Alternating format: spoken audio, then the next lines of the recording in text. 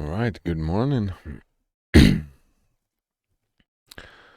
New No Man's Sky update, eh? Looking interesting. I'm looking forward to playing this. I haven't played this since it came out, I think.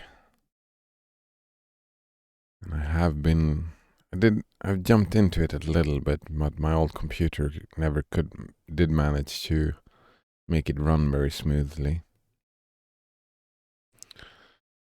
Yeah, and also, like, everybody's saying that every update is making the game better, and there is regular updates. Oh, I'm waiting. It's on the list, right? It'll show up sooner or later on the list. I'm thinking, waiting on this as well. Oxygen not included. People were not really happy with the changes I saw, but yeah, let's give the devs time to figure it out, I suppose.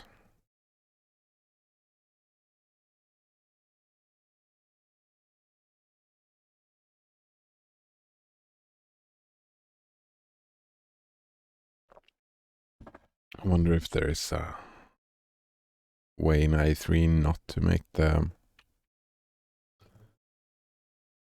thing follow my mouse. So I could have pressed start, and then I could have gone and picked out my password from the vault from the password manager.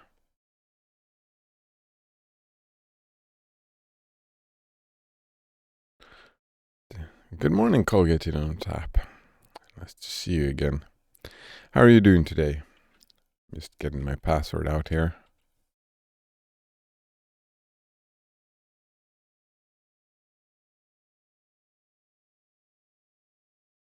I think I typed it wrong. Yep, I did.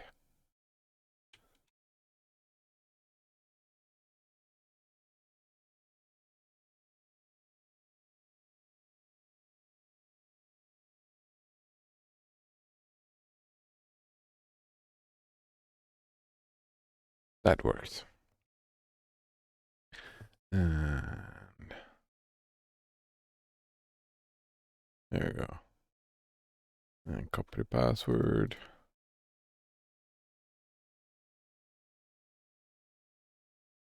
And we're done. Colgate on tap says, I thought more about what we discussed about roguelikes. Yeah, I thought about it as well. I was thinking that after this game, I'm thinking Bioshock 2. And then after Bioshock 2, I was thinking of putting... what was the game again? The one that you showed me yesterday. I was thinking of putting that on the list. Because I felt like, yeah, I haven't really played I haven't looked into the genre enough, and I wanted to do that.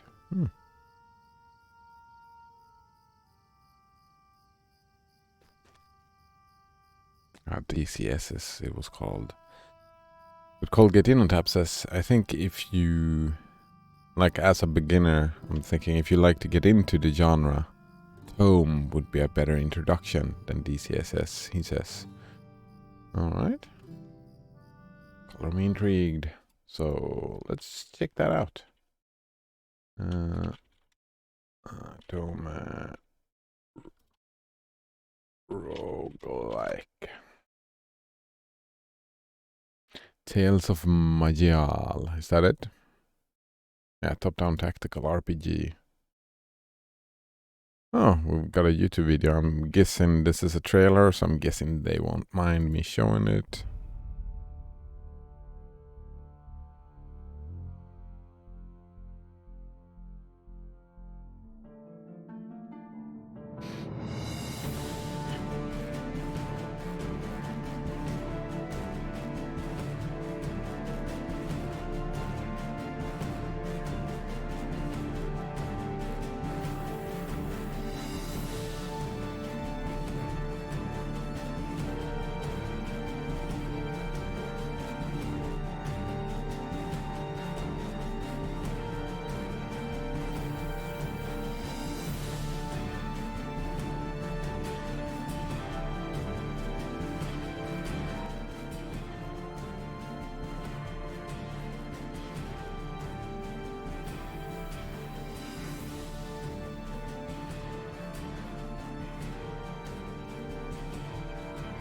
I mean, it seems like it's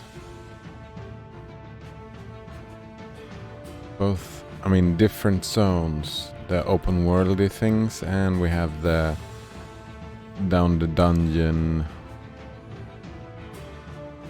Yeah, that's open world.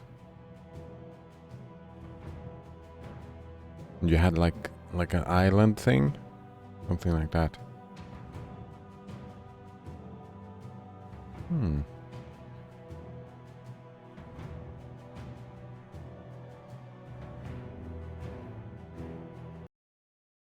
Look at this fireball. Well, this bomb, I suppose. Colgate Innotab says that he usually recommends DCSS, Dungeon Crawls. Fuck, I don't remember what the name was. For new players because of the quality of life features are so good.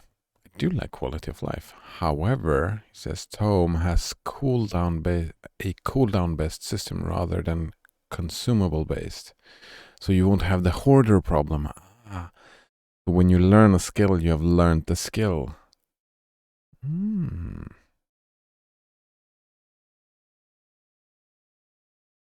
Yeah, that's actually, I've been looking into Noita a little bit. It's not really the same, but it doesn't have any meta progression, right? But I did like the look of the wands because of my hoarder problem. Tom also has skill trees. Ooh, it sounds really like my kind of thing, right? Ooh.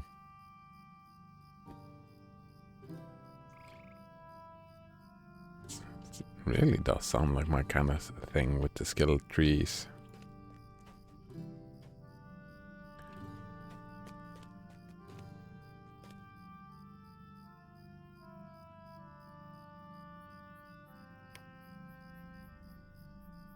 Collect honey. If we do like this. Oh, I only have these quests? How did this happen? Sweet. But all the quests are marked. Like didn't know what I was doing last evening. We've got one quest over here. Is that more farming? Probably more farming. And then 3 of them are over here. Very nice.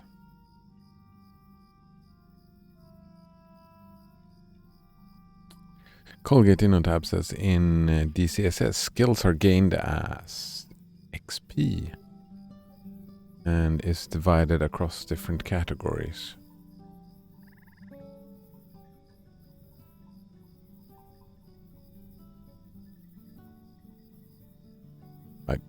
I don't really understand. You gain skill, like you level up and you gain skills like this. I do like that. Tome also has questing, which might fit the MMORPG player. Oh, I haven't been a proper MMORPG player for a long time, but questing might help me out, yeah. Might fit me indeed. Like this is the... Well, I played this, and before this, the last MMO I played was a little bit when World of Warcraft Classic came out. Before that, I don't remember. None of the new MMOs hasn't really pulled me in.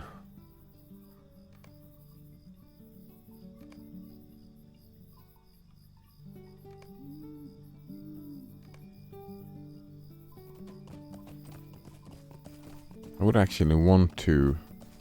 Like, I like the idea of an MMO, you know? We create a big fucking world, people... Oh, it was probably... No, Albion Online. I played Albion Online. I played for a bit again. Yeah, I would want to see, like, something like that. That type of MMO. Actually, what I would want to see is... Like, I've had this idea of an... I'll continue that in a moment. Skills are number values like in RuneScape. Oh, I haven't played RuneScape. In Tome you get skill points and put them into trees. Yes, I do love that. Oh. I love Path of Exile skill tree. It's the best. It's the best. Right, it's all collect stuff.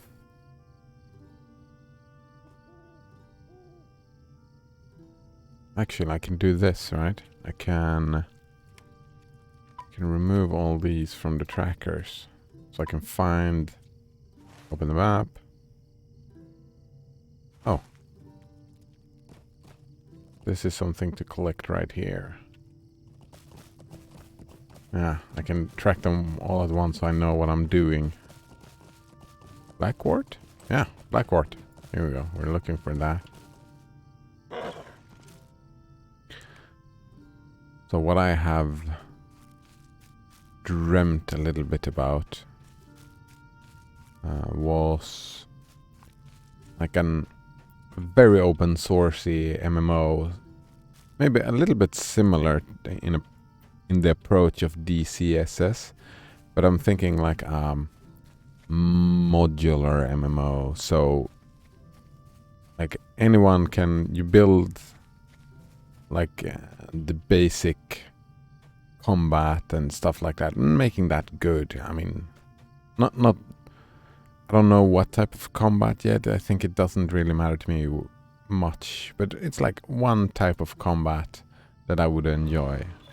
You build that first, and then you make it modular. Like, you know, we have, in this game, we have this zone, and there's just questing. And we have this zone, and then there's just questing. And we have this zone, and it's just questing.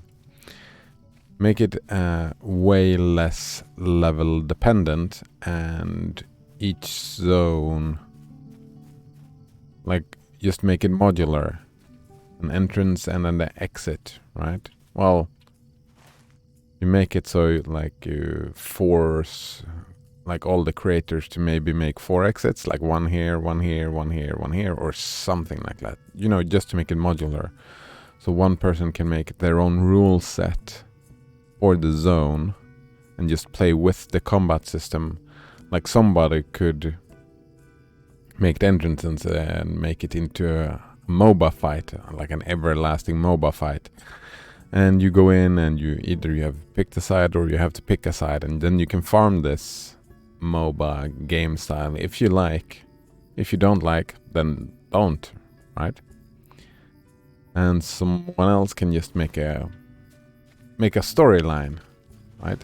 You show up in a village and they make their own storyline, which you play through. Maybe you play through it once, maybe you play through it more times. But, you know, making it an open source modular MMO, because the strength of MMOs is that they build a basic system. Yeah, they build a basic system which then they can do many different things with. Like you can do PvP, you can do PvE, you can do raiding, you can do questing, dungeoning, all that stuff, right?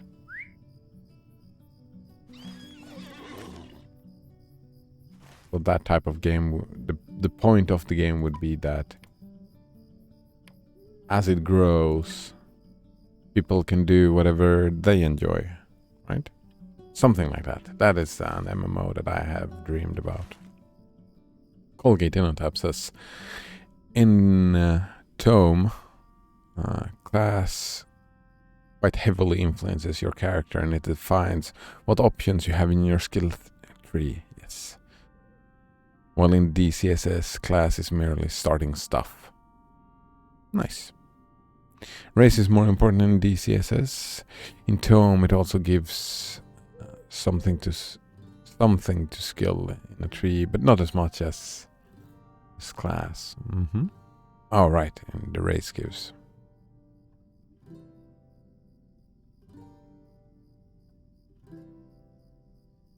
In DCSS, race defines innate abilities and aptitude for learning different skills. So, if we compare the two, we would say that Tome is more streamlined and DCSS is more reform. Cannot do that while mounted, so I have to dismount. I cannot dismount while in combat. That's a little bit of an oversight. Oh, and here we are. The wolves are just right here. So you won't attack like that, so you will attack like that. And I can pull you over here. And I can bring you. And we had an AoE, right? Pretty sure I had an AoE. It was Shift 5. And 4, I think. Shift 4 was an AoE as well. Colgate in on tab says, continues. In Tome, combat is more like the rotation you discussed yesterday. Nice. Yeah, since it's cooldown based, right?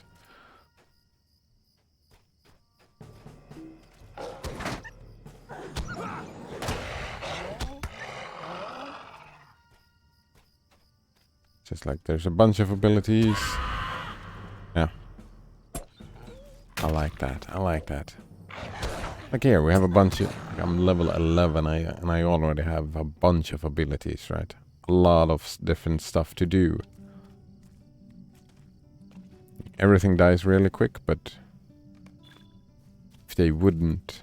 like, when I get to the spot where they stay alive for a while... we'll have... more rotation to make. So you go and kill that dude, and I go and kill this dude.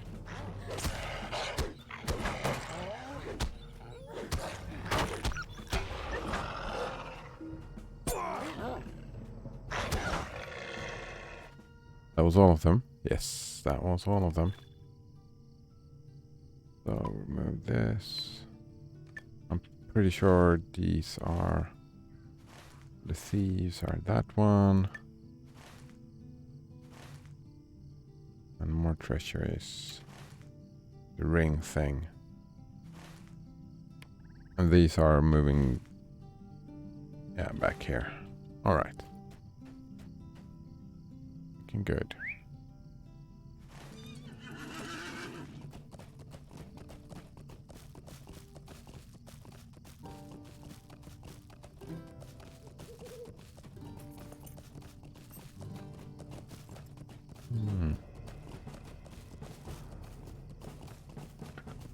Oh man, my body is hurting today.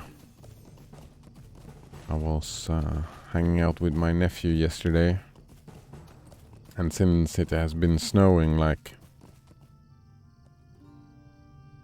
4 decimeters, maybe more, maybe, oh well, around that. It's been snowing a fuck ton. So he wanted to out and play in the snow. So we went out and played in the snow.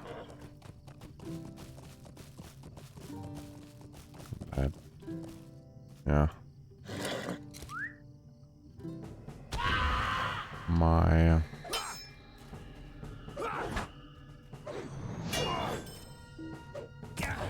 oops. That was not the button that I wanted to press. My unfit, untrained... body took a beating. Took a beating indeed.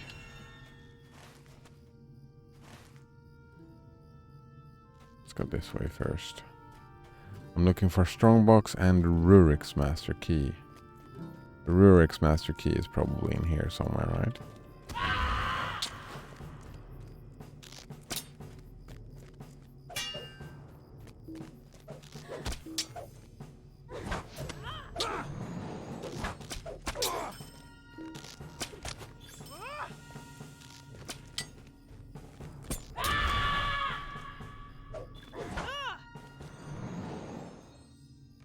To loot all the things. What are we doing? We're looking for a key, right? There it is. The key is up there.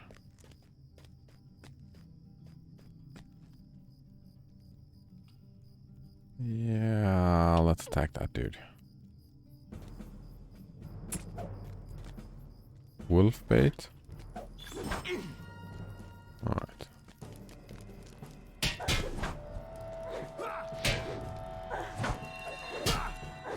Everything dies super quick.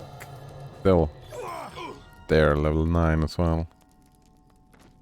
It's usually like that. Ooh. With all the things. That was it, right? We have the key. Yes.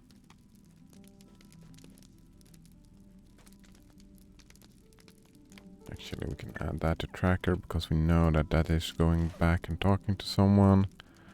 And we find... Yeah, this way. This way indeed. Also actually helping him with his math homework yesterday as well.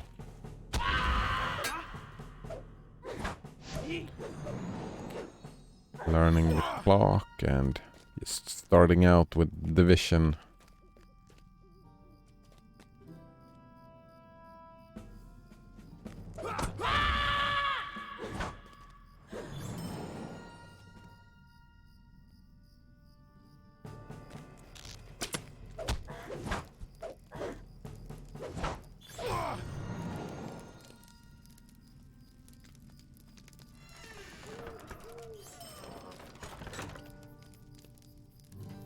Oh, that was just extra loot. Interesting. Oh, am I? Nope.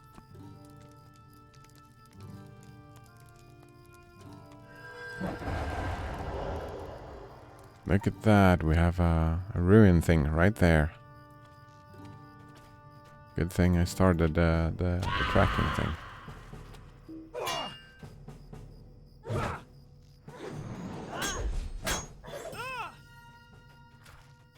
Shattered picture. Very nice indeed. Colgate in on tab says, in Tome, class and race, define your build options. Yep. Whereas in DCSS, you usually need to adapt your build to your loot. Yeah. There are exceptions though, like unarmed troll who doesn't really need anything specific.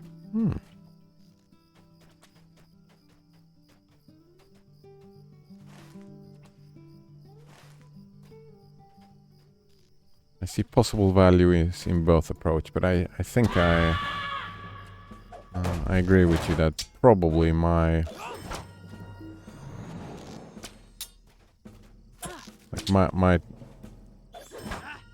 what suits me more and my hoarder ass is probably, as you say, it's probably Tome is a good idea for me. With the RNG as well, like starting out for me with the genre, like dip my teeth in it. No wait, dip my feet in it. I don't know. No, just trying it out. Feels like yeah, a good idea is having a more streamlined experience.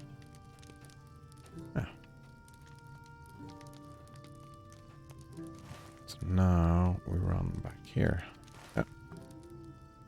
Inventory is full.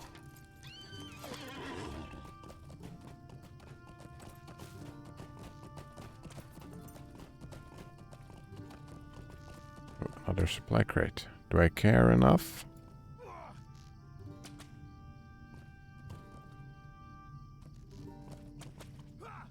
Yeah, let's get it. Let's get it. Wait, what happened?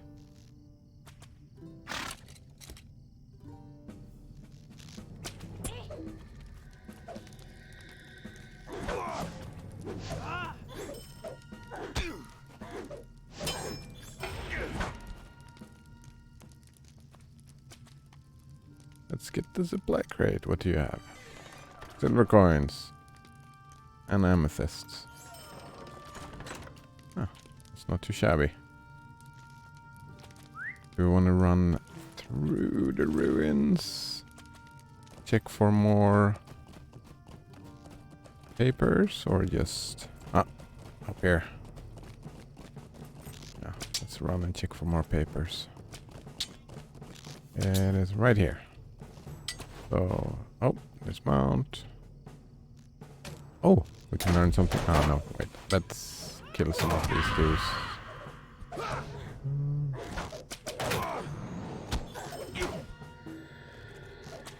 Oh, there's a lot of them.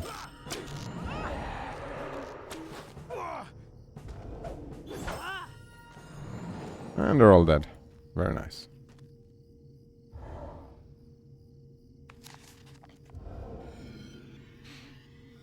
There are some consumables in Tome, but they give you permanent upgrades. Ah, so there's no need to hoard them. I mean, some consumables, I mean...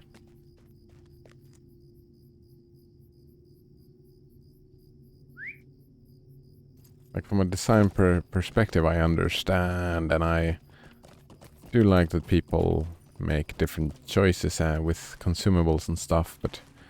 Fuck it, man. I never use them. I don't know if you saw noticed that in my Bioshock playthrough. I was running around with the wrench, just hitting stuff over and over. Saving all my bullets till when I need them.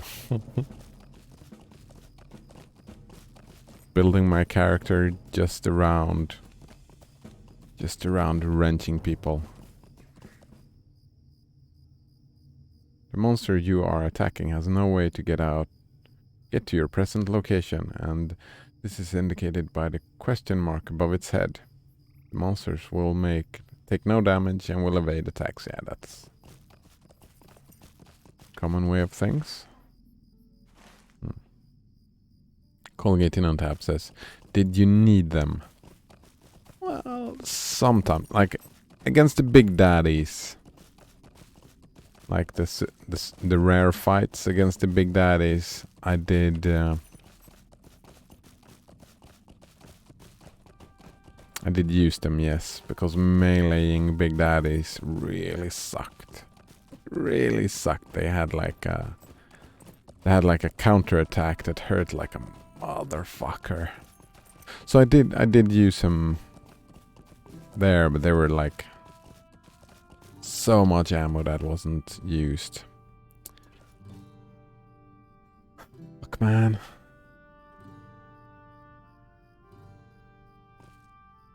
There's copper deposits everywhere. Really wanted to be a miner now.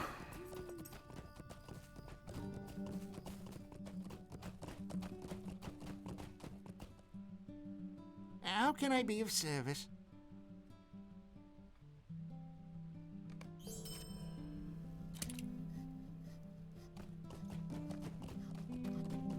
That was done. Yes. Should I run and pick up the stuff? Oh, let's run and turn in and then sell our stuff. So I did not use like most of the guns even. It was like I found out that the crossbow did a lot of damage to the big daddies, so then I used the crossbow and a little bit of the grenade launcher.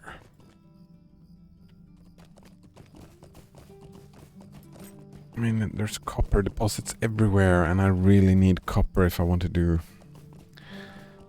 I'm not sure I'm happy with my choices here. Crafting choices.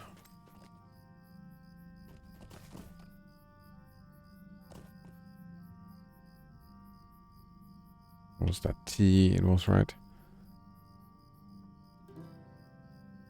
I suppose I can craft these.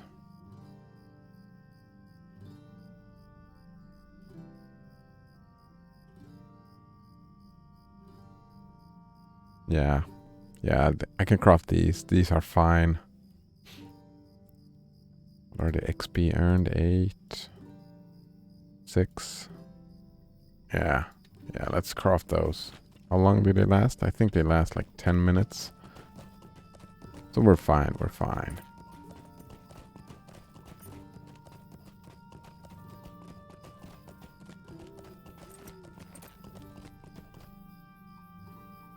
Greetings.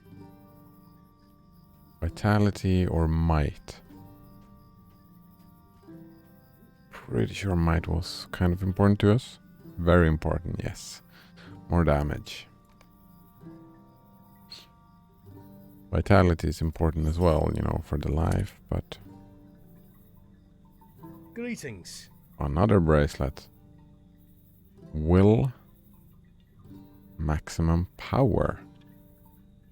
Where's will? Will doesn't really matter to us. Nope. What is maximum power? Here we go. Power. Oh, right. Power is mana. So we get increased mana. I mean... Sure. Can we even have 2 bracers equipped? Yep. We can. So maximum power.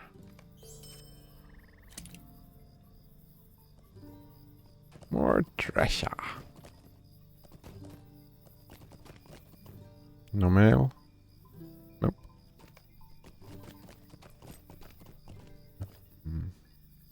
Ah. Vendors were over here.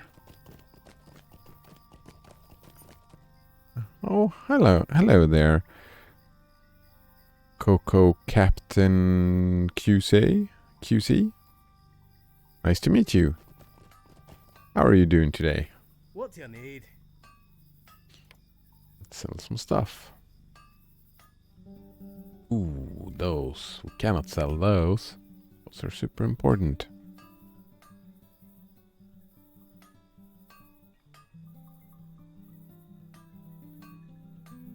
A lot of jewels dropping. We don't need those either. Ooh, what's this?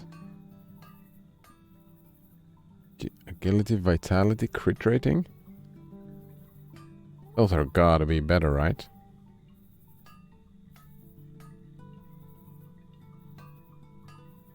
Like, yeah, probably. Usually stats are great. Coco Captain QC is passing by Lord of the Ring Online streams.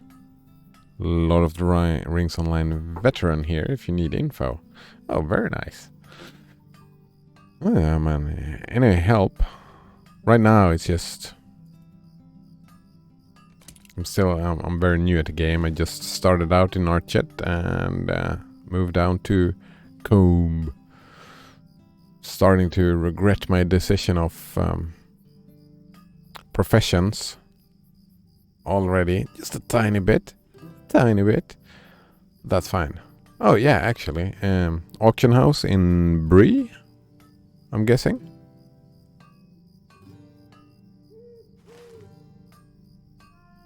Like, yeah, I'm actually a little bit curious about the crafting here. Like, I have weaponsmithing, and I don't have mining. That is my regrets, right? Coco Captain QC says that, yeah, there's an auction near both brigates. Nice. So you just go through and there's auctions close by. And that auction is, I'm guessing it's for the whole world, like World Auction House. Or is it just in Bree? Is it local or global? There we go. Like, I really want to craft these. Will it be possible for me to just buy my way through, or will it be too fucking expensive? And that is something that most people usually do in the end. Since I'm not allowed to craft for it, I need to get my hand on ingots some other way, right? The auction house is global, he says. Ah, very nice indeed.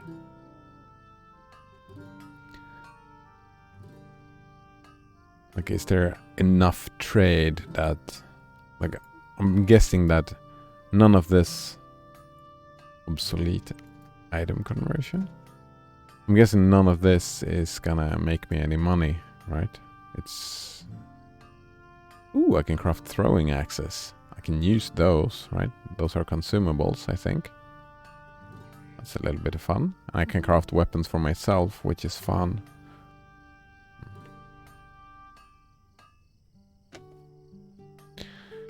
Coco Captain QC says, you should abandon that profession and pick the armsman one to get miner, weaponsmith and woodworker. Yeah, that's what I thought. But part of me really wants the scholar. Like, I like the scholar. The scholar just makes its own things, right? So this one is... I'm just fine with. I don't care about the dice. I'm thinking just the buffs. The buffs are useful, right? But then it was like, a farmer, but if I wanted to be a farmer, I wanted to be a cooker, a cook. Kinda sad that I can't pick the 3 myself. I would have liked that better. I would have probably picked scholar, farmer and cook. Or the like weaponsmith and miner and maybe scholar. Yeah, weaponsmith, miner, scholar is probably one of those two. Coco says, yeah, the scrolls are used at endgame.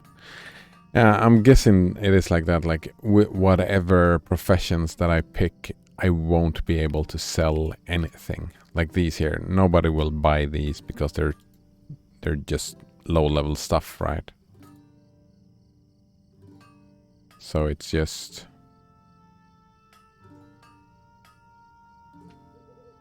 Oh, Skywalker.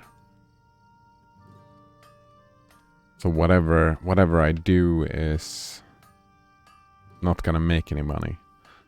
So the best thing to do is to pick a profession where they are self-sufficient.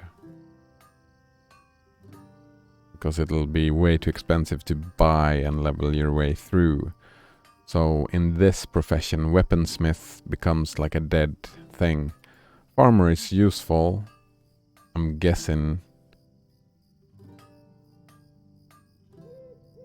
Will I get new seeds from growing stuff? Because I'm guessing farmer is just, you grow the stuff and you sell the stuff if you're not a cook.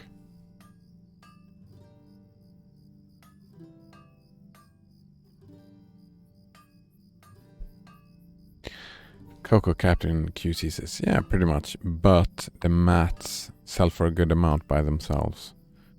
Oh, right.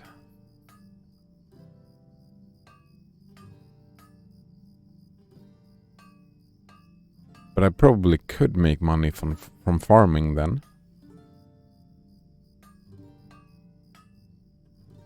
That's kind of interesting. I probably could make money from farming, right?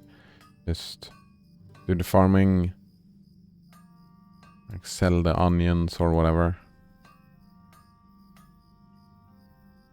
Well, I'm guessing there's not a lot of people leveling these professions at this very time, so at this time in life, that yellow onions will be difficult to sell. Same with the pipeweed is completely useless as far as I understand. Colgate Inotab says that's another quality of life feature that he really likes in DCSS. Shops don't buy anything, so you don't need to carry useless crap around.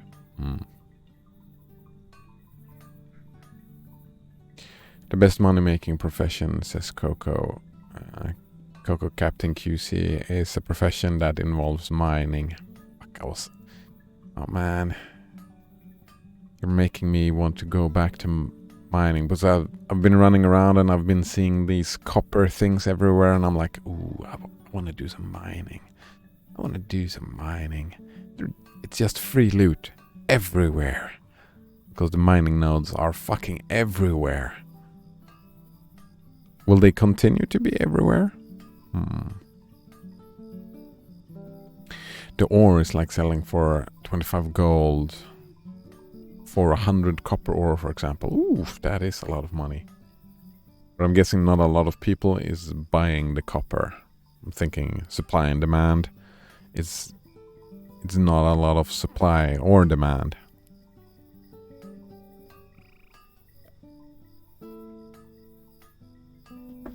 I'm guessing since copper ore doesn't really have any other use than leveling your professions, right? That is the only use for it. Which is a bit sad, but that's the way of the MMOs. On a 24 auction post, it sells 80% of the time. Ooh! So what is it used for then? I'm curious.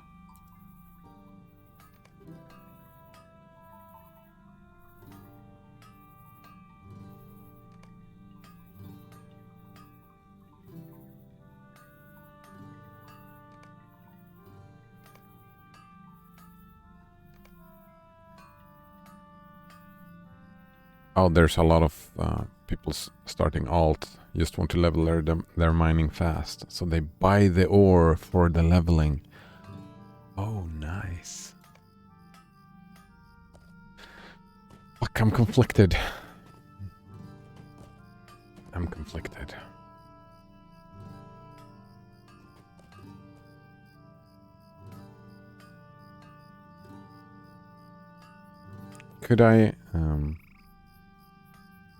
Could I sell stuff just straight from farming?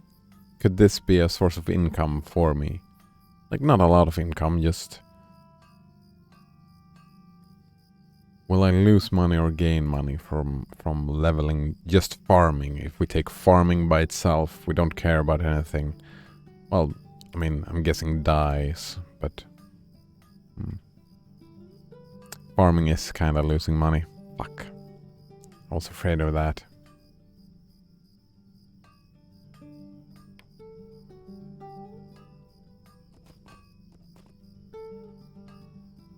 And I'm guessing since I'm a captain, that's what it's called, right? My class? Yeah, captain.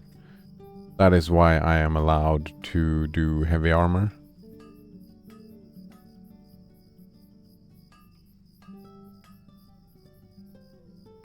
Or will it be like a stat thing? Still, I'm guessing that heavy armor is the way to play yeah,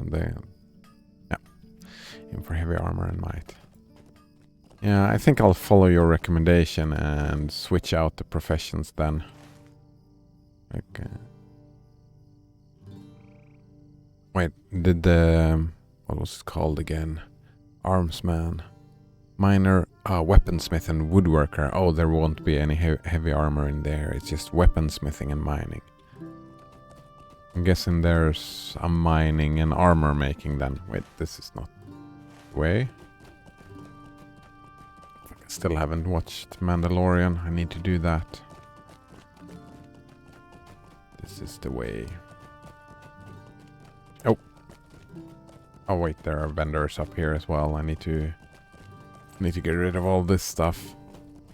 Too much stuff here.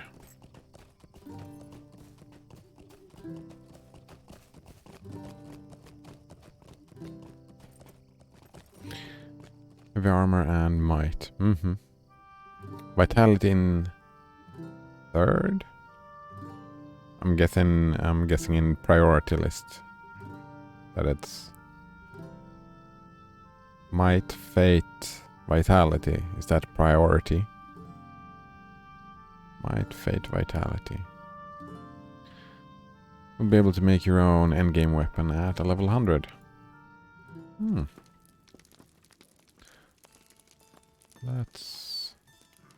I'm guessing we're talking to you. Change vocation, yes. But first, cannot interact with her. First we need to sell. Okay, there's a lot of stuff here.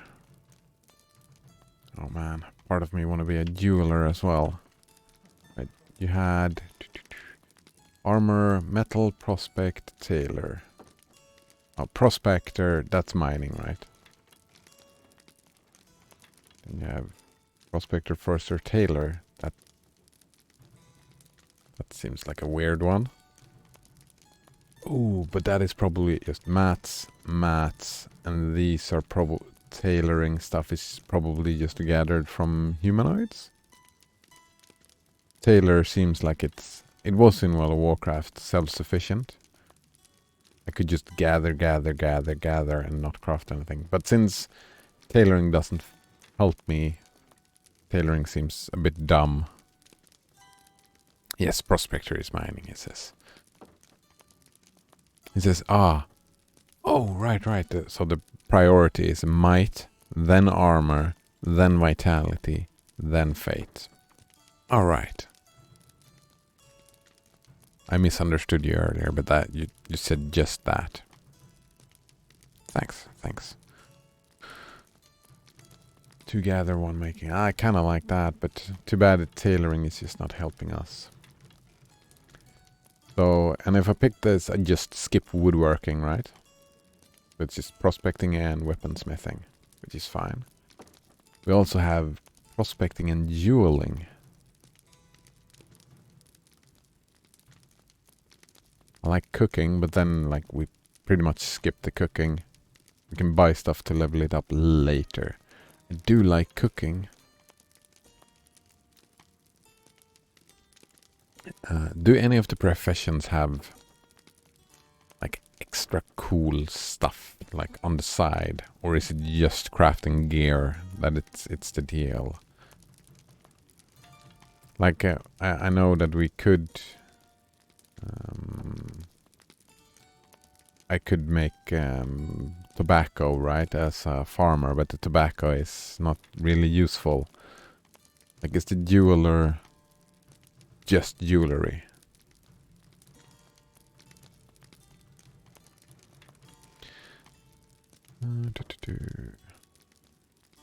Coco Captain QC says that, yeah, the woodworking one, you'll need to forester to make planks.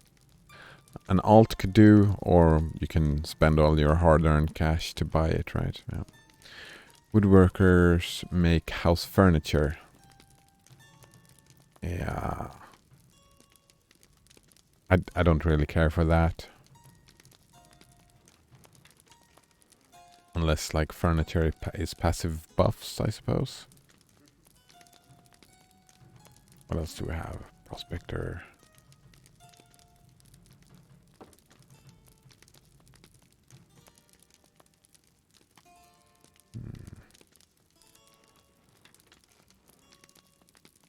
Oh. Cat wants attention. Oh, hello.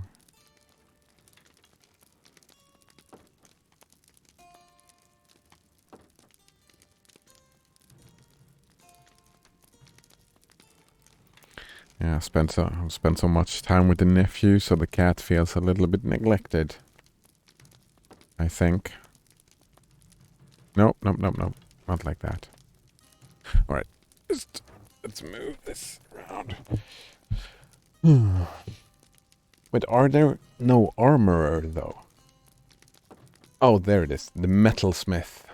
Prospector Tailor. That is the armorer. And Tailor is self-sufficient, right? Does anyone make bags? Do tailors make bags?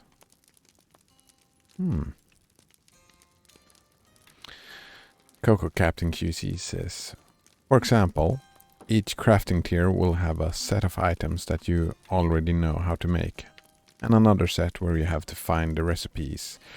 And some sets are sold at the vendors. Yeah, right. So some are hidden out in the world, some are bought, and you have the basic ones that you just get for free when you level up. Yeah. Recipe sets, yeah. Bag space is only from the store, sadly. Alright, so we know. So we have learned what the Lotro coins that we get for free are for. For bag space. All that precious inventory space. So for me personally, like since I'm going for armor, the tailor won't make anything good for my character, right?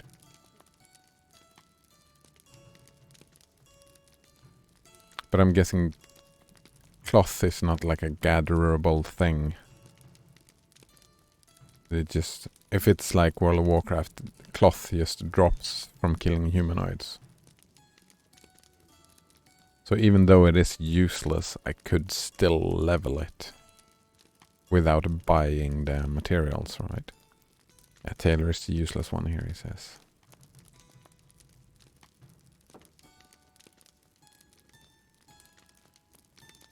It's hides from animals, says Coco Captain. But there's no skinner, right? So I just by killing animals, I will get the hides. Yeah, I've seen the hides. So, like with this, I could level all 3 of them if I wanted on my own without buying anything. Which is sounding quite happy to me. Sounding like a quite fun idea.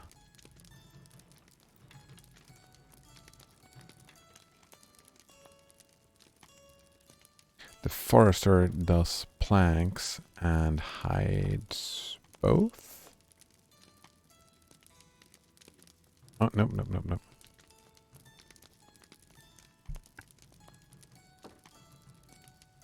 I don't quite understand what you mean. The forester gets the planks. But neither of these need planks, right?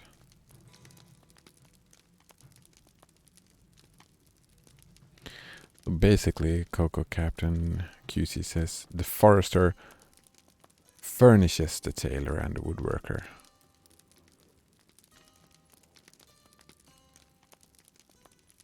So the tailor needs planks? Is that what you're saying? Or they just need furniture from the woodworker? Oh, like a crafting table. You can just buy a crafting table, right? It's not necessary. Like that's a... Nah, just forester goes well with both, yeah. Alright.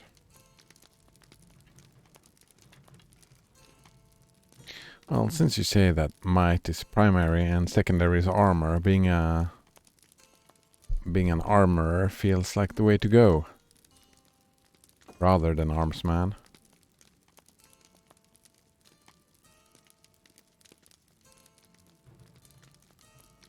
This metal smithing will give me armor.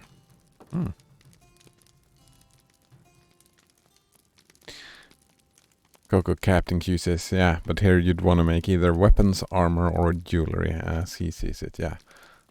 It kind of depends either if I want to pick a specific one, like either I really want to make weapons, or I really want to make armor, or I really want to make jewelry, or I make the pick from either tailor, woodworking, or cooking.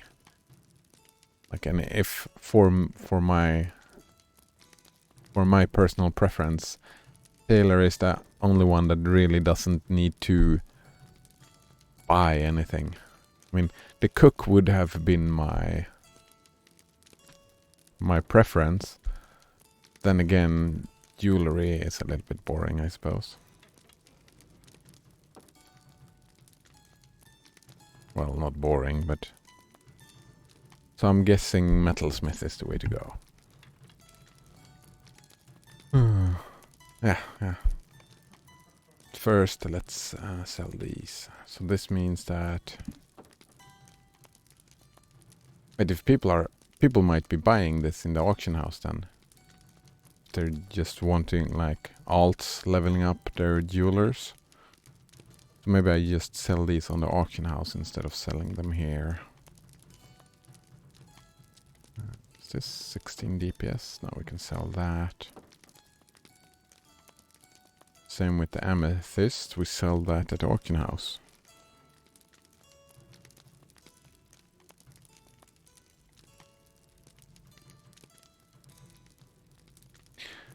Coco Captain QC says that the gear is good enough to equip a friend while he levels up each tier.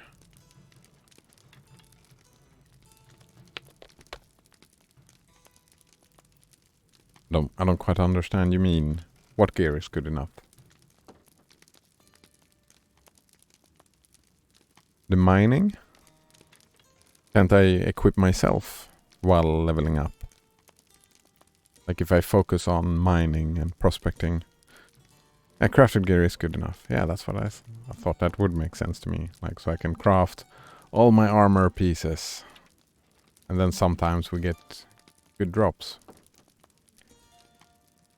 Brenton's Weaponsmith scroll case. Oh, that's one of the drops you were talking about earlier. Do I sell that at the auction house? Probably not. I'm guessing people don't really care about level 10 crafting. So let's just sell that. We sell the broken sword stuff. Oh yeah, that's like a completely other questions that I've had. This item may be turned in for tasks. What does that mean? Is it worth it? Where would I need to go? Or can I just sell it and get rid of it?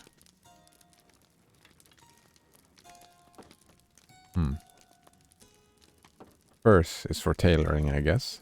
Nope. That's another turn-in trophy, yeah. Coco Captain QC. Nah, recipes goes to waste mostly. Yeah, I thought so. It's just... like, I'm guessing you only care about these recipes at the very end game.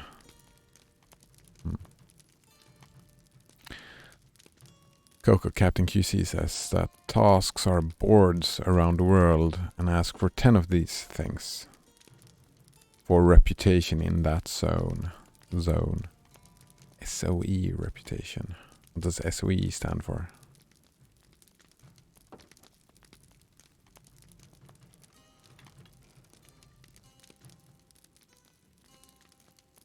But yeah, it's making them happy and then I can buy stuff from the zone. Which again, since this is a leveling zone, it feels like... what's the point in getting that reputation? Also, I don't have 10 of them and I don't think I'll be going back there. But it might be a good idea while questing, if I stay a long time in an area, might keep these, see if I get 10 and then see if I can turn them in. But for now, I'm not going back there, so I might as well just sell the stuff. Alright, I was gonna equip the armor.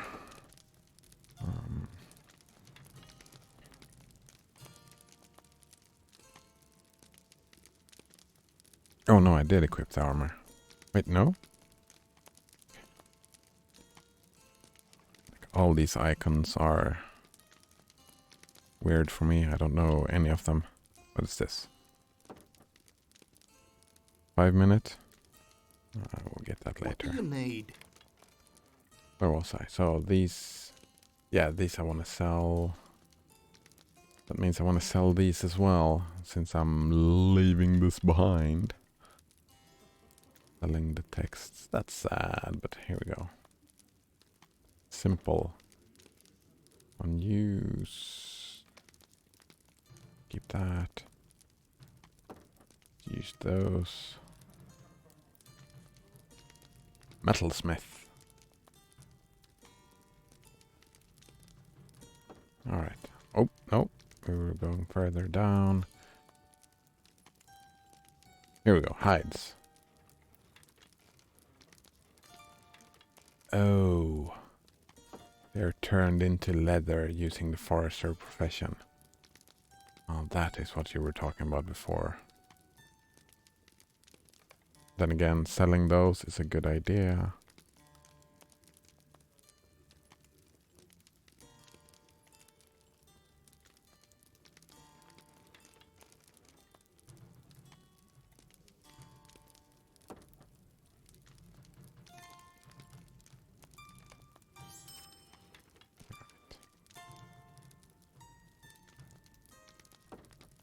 Some reputation Damn it. I thought that it was like a shortening thing for faction or whatever, like faction reputation. Oh, open the store in an external browser. Will that even work? I don't think it will. Yeah.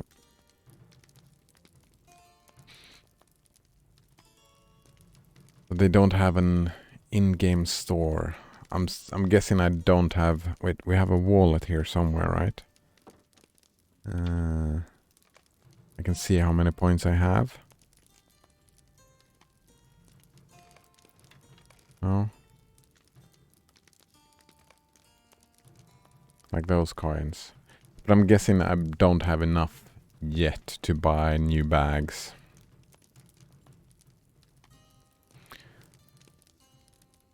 Store takes time to open here. Oh, it doesn't work. I'm a Linux user, and usually that type of interaction with the web browser from a game, it has worked a few times, but most of the time it just doesn't work. So I have to open the browser myself and go to the store. Like the link from here, it's trying to open a browser, and that won't work on Linux because the game think it is running in Windows. You see only the points from the store. Yeah. No, you're broke yet. And bags are 395 points for 5 spaces. And probably 5 spaces are... For 5 spaces? Holy shit. So these are the bag slots that I am supposed to live with.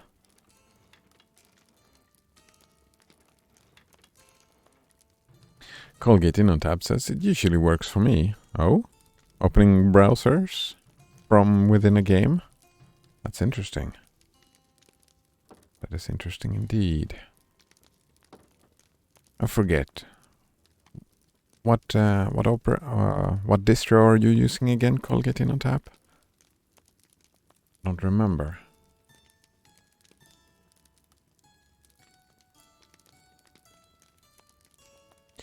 You do between 5 and 20 points for a deed. You're a Ubuntu user. I'm thinking if it's a window manager thing, that somehow your window manager your desktop environment allows you to open the links. Like probably because it works for you, but for me it probably doesn't work because I have... Like, this is sending a message somewhere, but there is nothing in my desktop environment that receives this message. And I'm guessing Ubuntu would be good at that. Ubuntu is like the classic Just Works distro, right? I'm pretty sure that's their goal, right? Just Works. Blasphemous shows up and says Linux and it's a heart out. Yeah, I love Linux. I love GNU Linux. Nice to meet you, Blasphemous, by the way. I don't recognize you, seen you here before.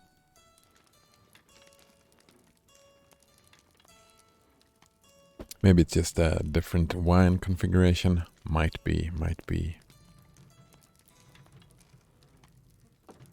But wait, no. I'm running this through Proton. Right, so Proton should...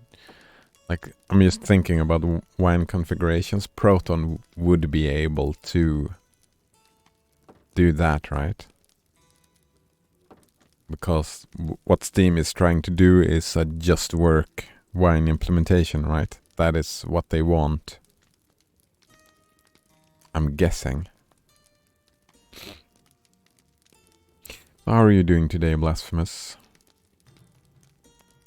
Colgate InnoTab says, I use Lutris. Oh, right. Yeah. I mean, so far, I'm thinking of like, it feels like, why use Lutris and Steam? For me, it seems like, well, I use Lutris to open Steam to open the game. And that seems like an extra step. So on Steam, I'm just using Steam. Blasphemous says, it's good. Good, very nice. He says, it's nice to see a Linux channel on Twitch. Yeah, I've seen a few. I've seen a few indeed. Like the guy who does Glorious Egg Roll is streaming on Twitch, right?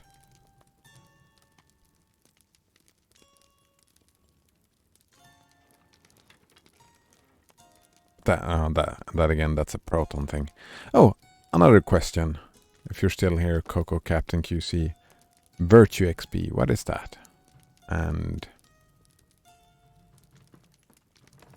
how should I use it? What is a virtue? I have looked around a little bit, but I have not seen... Is it part of character, perhaps? Wait, no. Yeah, no virtue here. Is it reputation? No. Oh! Interesting. Interesting indeed.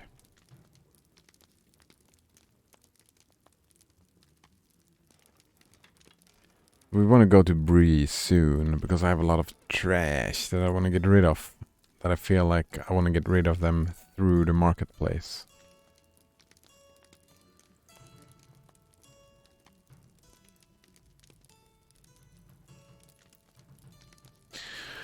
Alright, but we do have some inventory, so let's change to Armorer, because we get Metalsmith and Prospector and... Wait, no, Taylor was in need of a Forester. Right? That is what I decided right here. Yeah. Thin animal hide, this can be turned into leather using the Forester profession. So that means that I cannot use that within tailoring. It has to go through the Forester.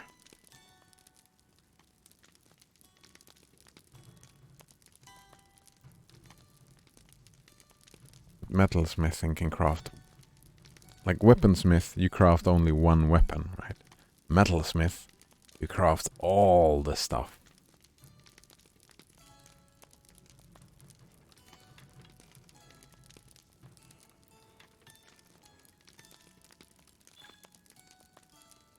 Fuck. Oh. I don't like to make these decisions. I don't like to make the decisions. Indeed.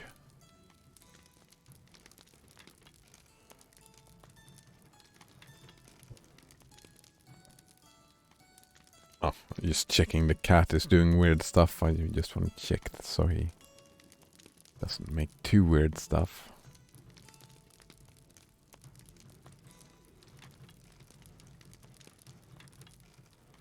What do you guys think? I just roll a die. Fuck, I don't have a die here.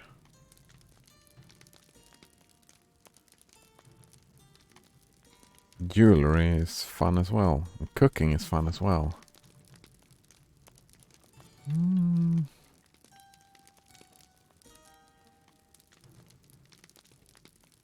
Do we have like just...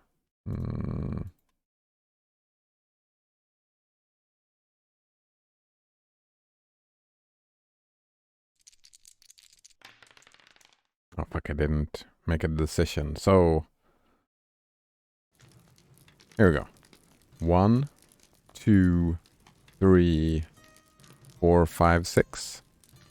No. 1 to 2, 3 to 4, 5 to 6. That makes sense to me. Yeah. 1. There we go. Armorer. Greetings. Brain. Yes, I'm sure. What did we get? Armorer's Guide. No, that's fine. Actually, let's just check it real quick. Prospector, to mine metals you must do the following. Equip the mining pick. Oh. Ah, here we go. Mining pick.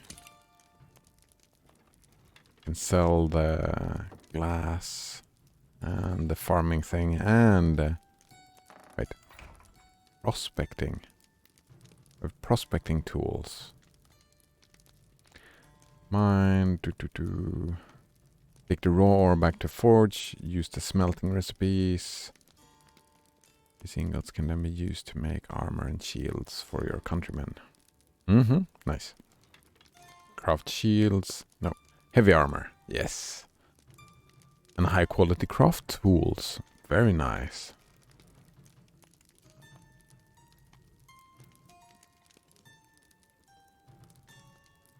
And tailoring is... Alright. As a tailor, you are capable of making the widest variety of armor. Both cloth and leather are available to you. Raw cloth can be purchased from a novice tailor, while treated hides needs to be purchased from a forester or the auction hall. Yeah. So tailoring I won't be doing tailoring. How may I help you?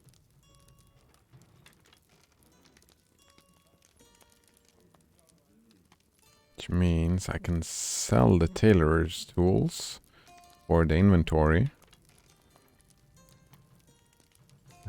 No, he doesn't want to buy them. But I can get rid of this here. The scholar's glass. You cannot do that. Wait. So, how do I get rid of it? If I can't sell it, and I can't throw it away.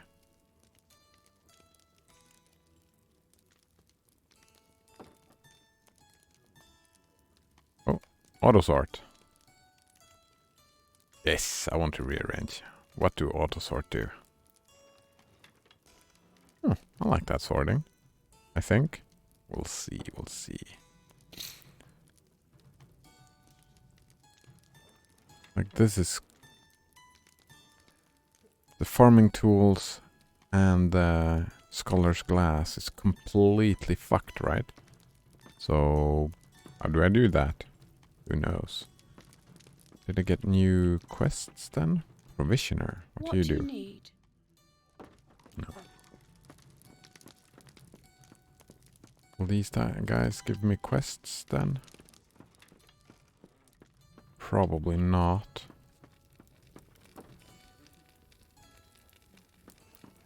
Nope.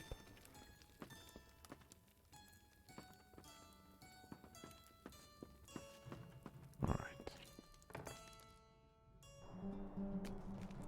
So let's go do some mining. Just to level that stuff up.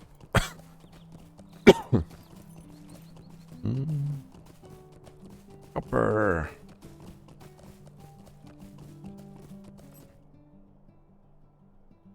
Oh, we can mine it from the horse.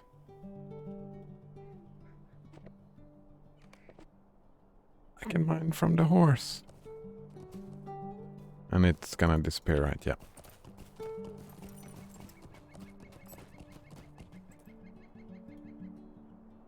I'm guessing that the mounts are all store stuff as well.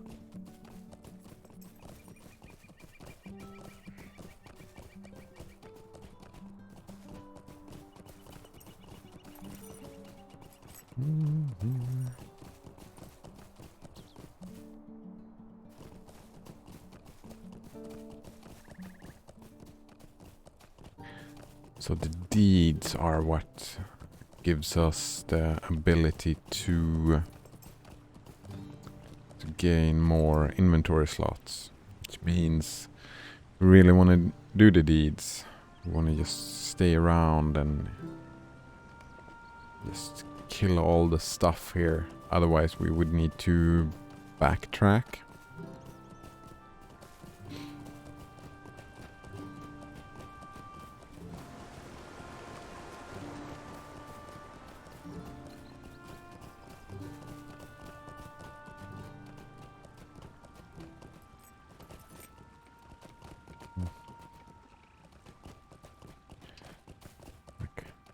going back here and killing all these things later on if we didn't do it now.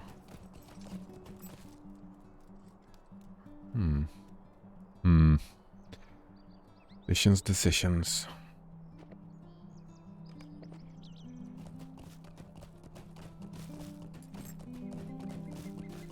Loot all button becomes annoying. Even more virtue. Don't know what they are.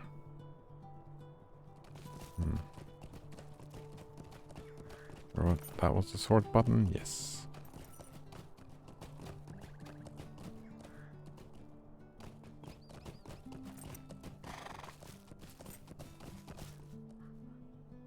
Like if we mouse... No, I don't need to kill any more wolves.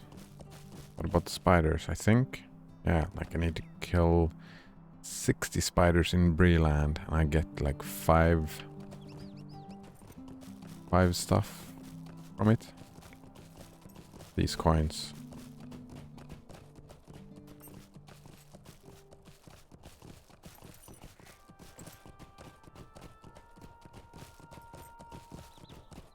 Right now we're looking for mining. Oh right, did I get... Ooh, did I get an ability? What am I looking for here? I'm looking for... skills? Here we go. Track mines. That is what I was looking for. Thank you. Ah. Perfect.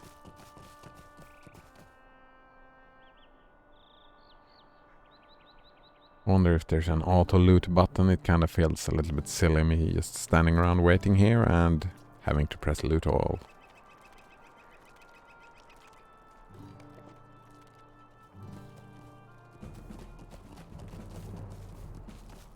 What is that? Don't need to kill that thing. How far are you gonna follow me, dude? Leave me alone. Leave me alone.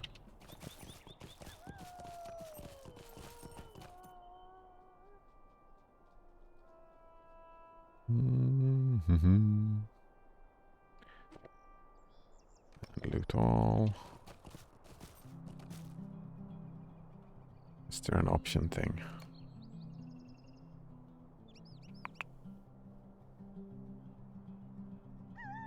What would that be? UI settings? No.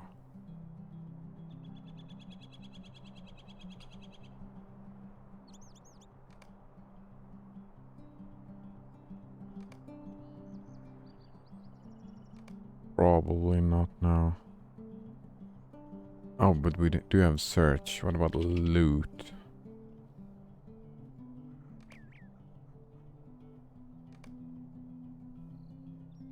Ah.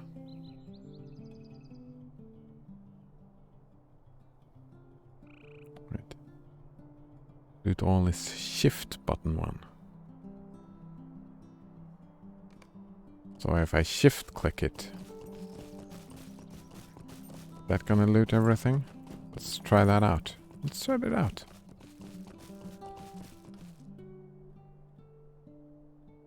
So if you're still here, Blasphemous, what distro do you use? And why is it the best one? Oh yeah, I did get all of them by shift clicking. There we go. Banana Waffle Monkey says, "Salutation gamers, salutation Banana Waffle Monkey. Nice to see you again. How are you doing this? Hoping it's a fine evening for you." Blasphemous use Arch. Ah, fellow archer, eh? Indeed. It's good for gaming, I feel. Like the minimalist approach. Let's try this again. Shift click, shift right click.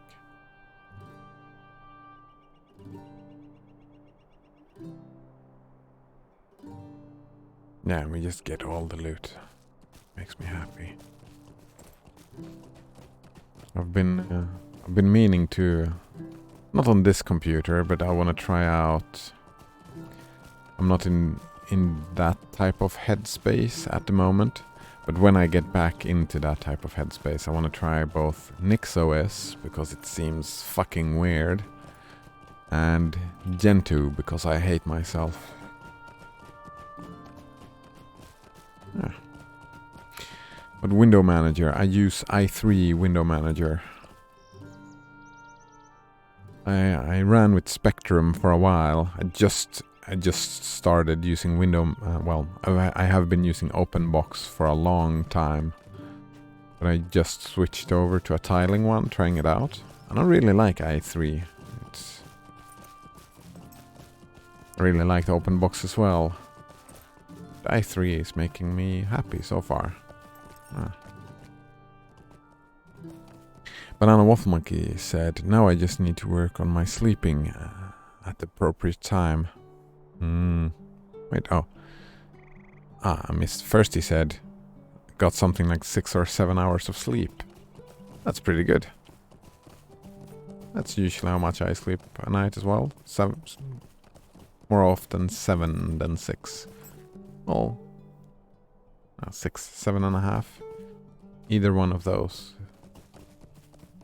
Now you just need to appropriate time. So what is an appropriate time? That's an interesting question. Whatever floats your boat, right? Isn't that the most appropriate time? Like you have in your environment you have right now, right? It is better for you to sleep at those weird hours, isn't it, Banana Waffle Monkey? Dvadursy. Hello. Dvadursy, I think I haven't seen you before. Nice to meet you. I need to expand the space in my bags to buy bigger bags. How is that possible? Oh, it's in the Lotro store. I just learned this today as well. If you want bigger bag space, you need to go to the Lotro store and buy it with those coins. And the way to get those coins, I also learned, it's about doing the deeds. Well, that doesn't have any deeds, but I know I have like kill 60 spiders is a deed that I have. He said like 5 slots, I'm pretty sure he said, did cost like 300. Something like that. It's super expensive to get more slots. It was rough. It seems like a rough deal.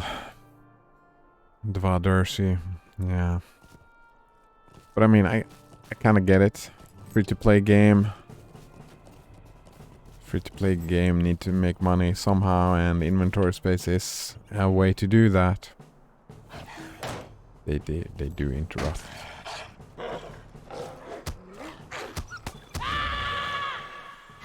That is so rude of them.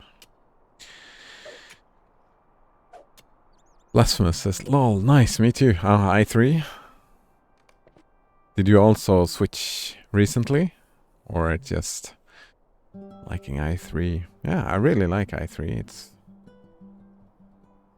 I have this on my super key. I just have this bar up here. Super nice.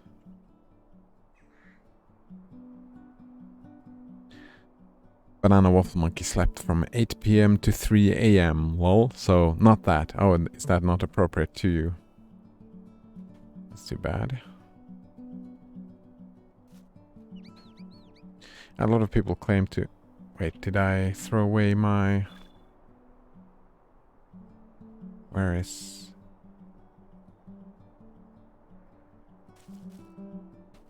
Oh, has it been 24 hours? I probably just lost my mount. Oh man, that sucks. What are you gonna do? Dvadursy said, I bought that, but the effect immediately. But is that effect immediately? It should. I mean, I'm completely new to the game, so I don't know. Maybe that is like a thing after you buy it, you have to log in and out, log out and in again, or maybe it shows up as new mail. I have new mail. I don't know. Blasphemous says i3 gaps to be specific. Been using it for a few years. Can't see myself using something else.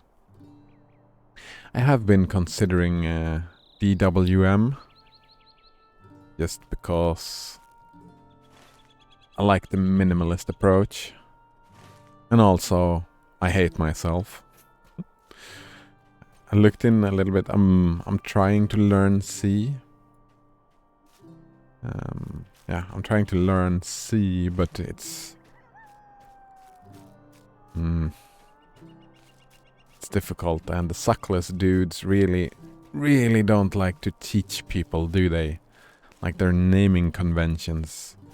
Like, I think their idea of what suckless is, I don't quite agree with. Like, I was trying to understand what was going on, but it felt a lot like they're making their naming conventions name like all the variables very short names just to keep it short. Just having it short just to make it short. I like lightweight and minimalism, right? But not to that extent. I would want comments that explains stuff. That is what I would want to see. If that makes sense.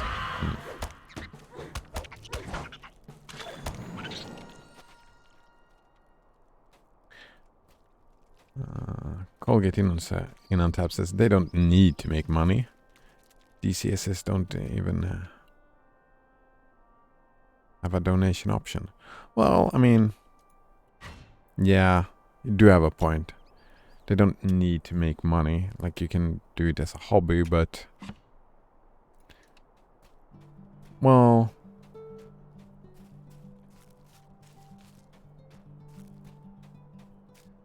Yeah, bad word choosing from me, but let's put it this way then, that I understand the want to make money. They want to make money somehow. Like, this is their full... Like, the people working on this, having this as their full-time job, them wanting to earn money, I can understand that. They don't need it, but... Well, maybe they do if it is their full-time job, and they... One could argue that they need money to buy food. Right?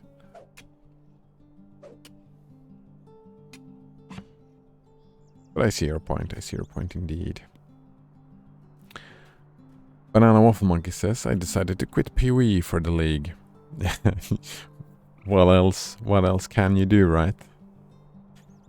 Since I don't care about the 36 challenge reward, and I don't feel like re-rolling again. Did my end of league giveaway. Oh, nice.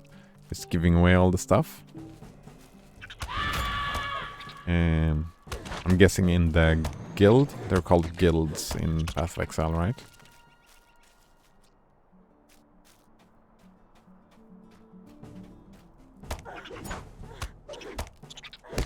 Must have been a good time. People knowing how great a league you've had.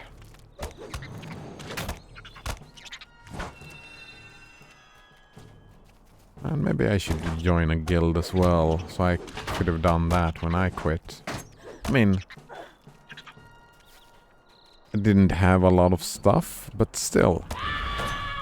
Right? Someone could have used a little bit of stuff that I had. A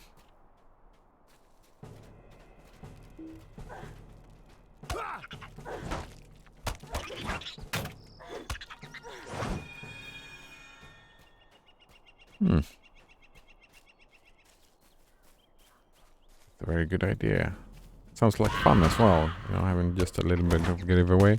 But I have so little stuff that I would probably just grab all the stuff, put it in a guild stash, right? And then anyone who wants it can just grab it, that kind of deal, I think.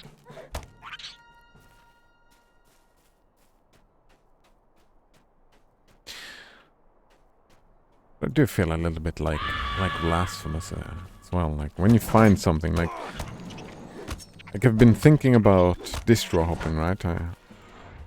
As I said, but I don't see myself mainlining a different distro than Arch. Not really. I mean, we have what's it called? We have the wait for it. Gen 2 is just for the learning experience. Just to fiddle with it and learn around. So that'll probably be on a trashy laptop kind of deal. And the other one, NixOS, seems super cool since they're doing something different, right? It's something completely different. And now for something completely different. Oh man. Time to watch some Monty Python again, I think. It seems interesting doing that completely different thing. Just to try it out.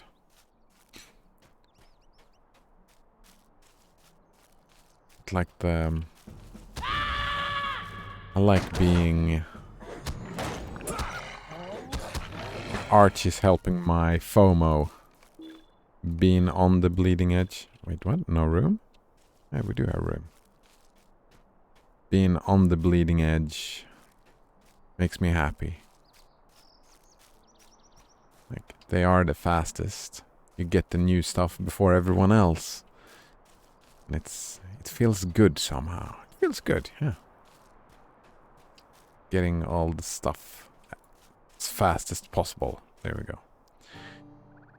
No, not that fast. Blasphemous asks if I use Mesa Git. No. Actually, I've been trying to... I don't know why. I think it's a lazy issue. I've been staying away from the AUR. Unless I have to. So, I don't really know why. Fuck, where did all the spiders go? Where am I? Oh, this way. I'm going this way. I am on AMD, yes. D.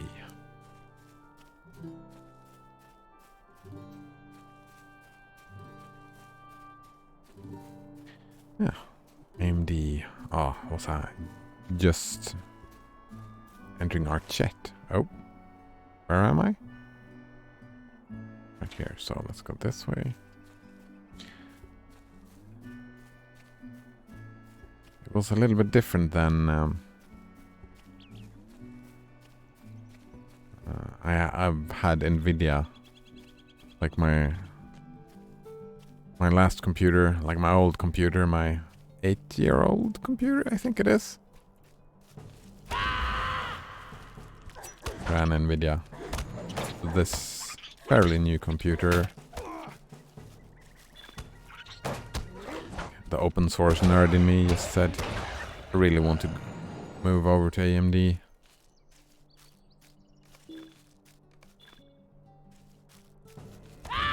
Kinda wanted an AMD CPU as well, but the Intel one was so much cheaper. It was a really good deal on...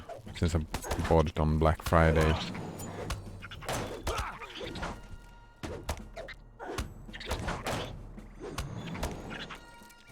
So I just stuck with it. Wonder why it says this. You do not have enough room. I do have enough room.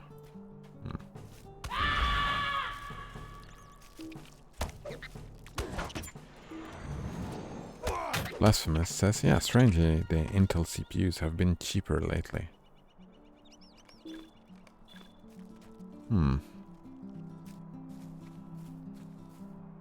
Yeah. Yeah, it was just such a good deal, so that's why I went what I went for. Maybe that's... I mean, they have different philosophies, but maybe... since AMD is... it's going well for AMD as far as I understand. I'm not really following that industry a lot, But I've got the feeling that it's gone well for AMD, and Intel needs to do something if they want to keep having being the biggest one.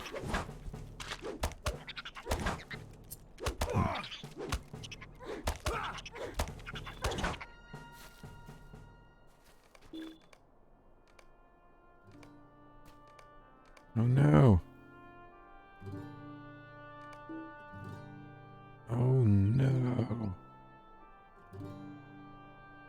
What do I do here?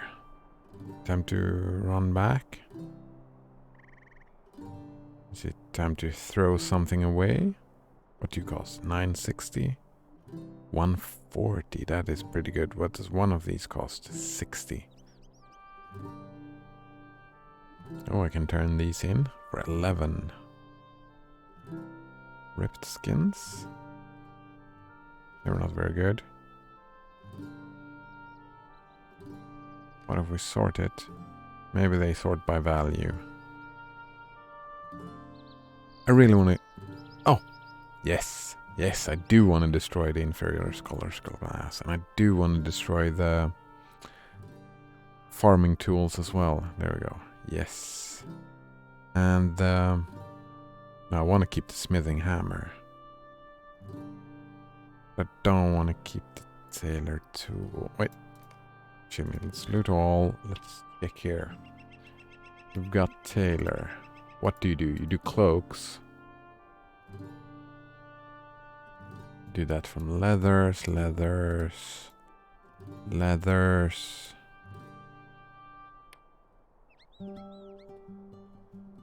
shavings.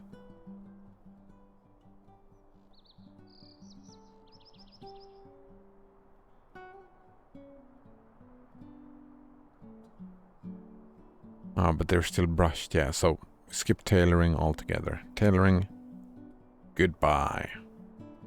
There we go. And we have some more inventory space. Nice.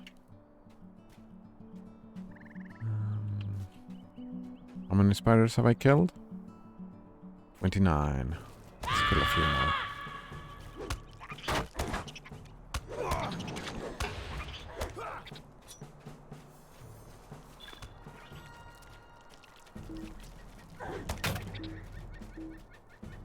Alright, so we have...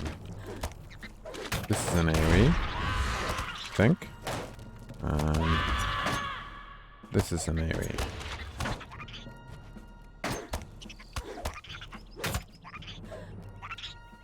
I think. Get over here. Oh, run over there. This is my little buddy. My summon dude. Oh, fuck. I was gonna shout this dude over to me, but... I guess I run over to him.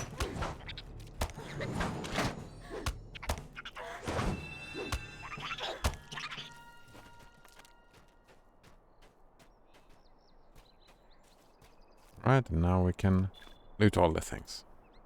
Oh, right, new mail as well. Oh, more mining. Spawning over here. Oh, I do have... What is it? Control 3. I have a movement speed thing. I think it's a long cooldown. A 2-minute cooldown. Oof. That seemed fancy. Like a short little dash. Like that.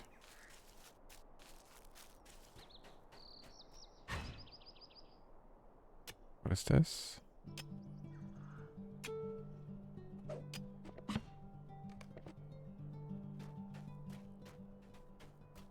Alright, let's go back. Inventory is super full.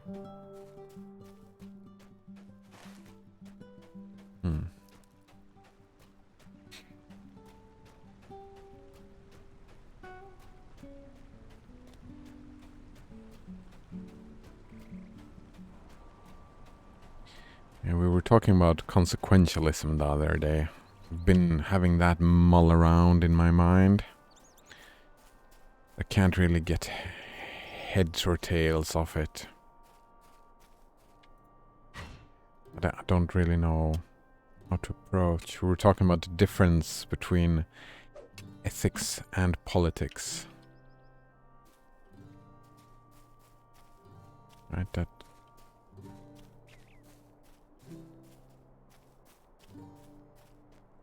politics are more strategic, right? It's more about the consequences, more consequentialistic attitude rather than watching at intent.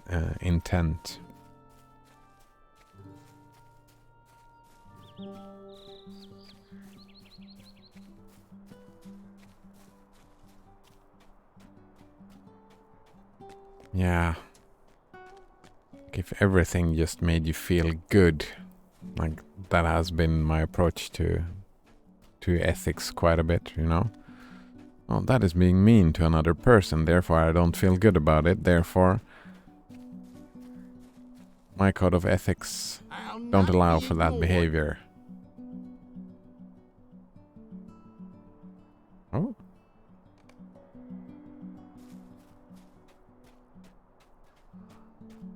And it feels naive. Is that the word I'm looking for? Oh, actually, I was gonna go up here and do some crafting. Like, life is not that easy. They're called dilemmas for a reason.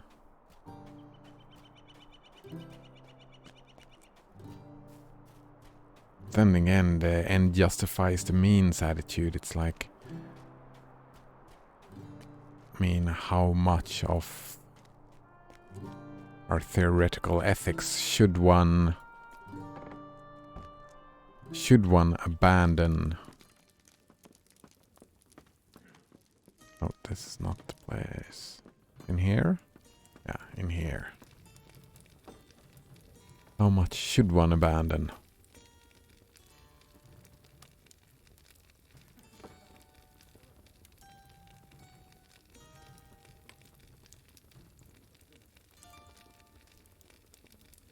Wait, I have...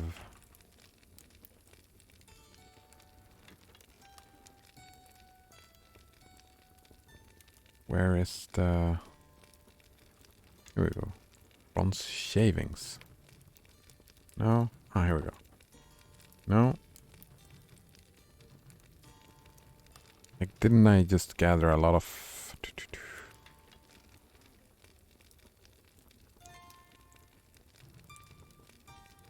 And this is all bronze, right? I need copper to... Ah, here we go. Smelting. Copper ingots. There we go. And we make all of them. Yep, we make all of them. There we go. Makes a lot of sense. It's prospecting, it's not metalsmithing. We do not have enough room to do that. Oh man. Alright, let's get rid of the guide and make all again.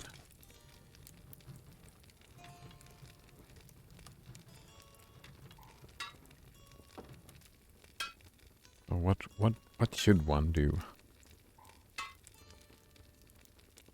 Like, if you have ethical principles, you make your own. I don't remember what it was called, but like you make your own rules or guidelines or whatnot. But then you look at the consequences and you compare. Like, if I do this, the consequences might be that. But if I do that, which is sacrifices my own views, sacrifices my own guidelines.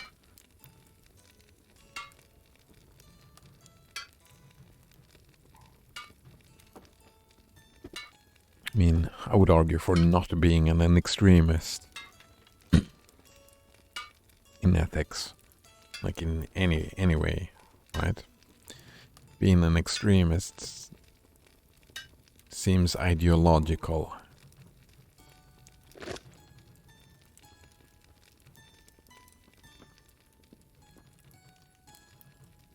And being ideological is inherently exclusionary, right? I don't like being exclusionary.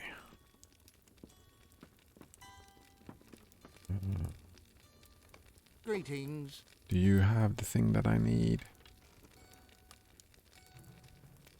Let's... Tools.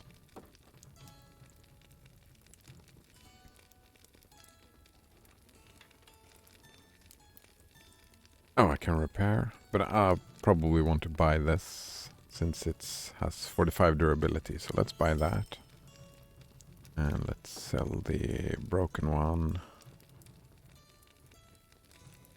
Actually, let's just keep crafting first. That was broken one. No, wait. Inferior smithing hammer. Oh, I needed prospecting tools.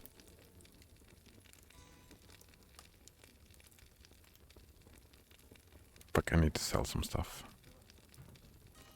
Greetings. Inventory management has been a nightmare so far in this game. Like, I don't want to get rid of that. I don't want to get rid of that.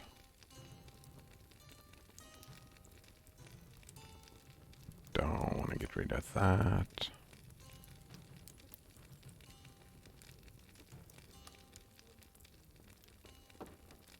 Not that either. That we can get rid of. Just by scholars. Now let's get rid of that.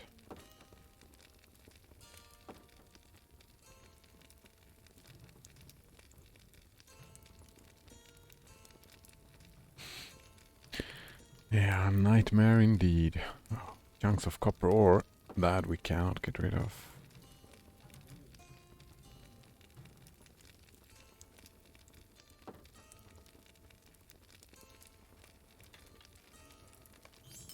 Alright. There we go. So... What do you need? No, this is not it either. No, that's the smithing hammer. We need the prospecting tools. So, who sells the prospecting tools? Is it this dude? What can I do for you? Here we go. Prospecting tools. It's 45. Try on? No. Let's buy that. And can we equip it? Oh. Social panel. Contains tools for seeing who's on... I don't care about that. How may I help you? Can I sell the other one? Broken one? No.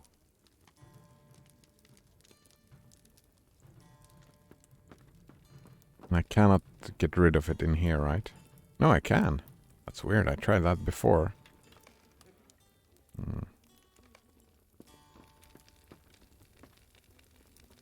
And back to smelting. Make all.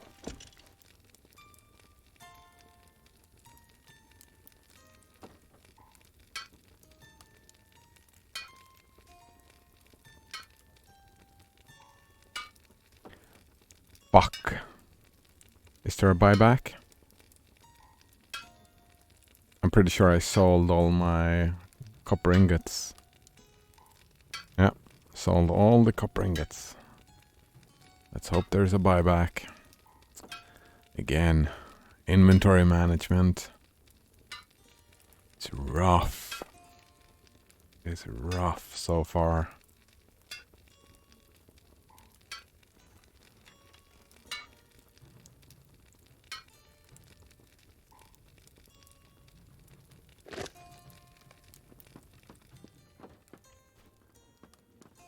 Alright, so please, What please, can I please, do for please. you? Buy back, yes. Buy back. Do they sell anything else important? No, I don't think so. Oof. That would have sucked.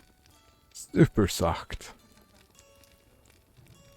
There's refining. We can make bronze, but then we need tin ingots. Like everything in here took bronze, right? Yeah. Nothing took copper. So copper is completely useless. That's interesting.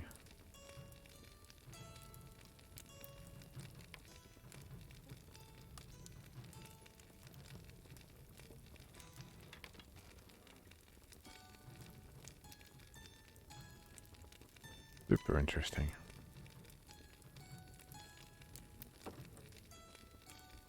Right. So that means we leave for now. We stack you together. Yes, we can. Can we open this? Level 9. Let's open that. And that. That's level 15. We can't open that yet. What do we have here? Slayer deeds accelerated ×2. That's a really good one. Tier 2 power potions. Oh, there's too many potions, man. There's too many potions. Oh, the bank. Banana Waffle Monkey wonders if there's a way to abuse the vendor system in this game. I mean, it's a very old game, right? It has many years under its neck, so it feels like those type of exploits would probably already have been found and abused and patched out, I'm guessing. I mean, you should never say never, right? There might be a way, but I think it's very difficult to find just because of the age of the game, right? If someone figures it out. And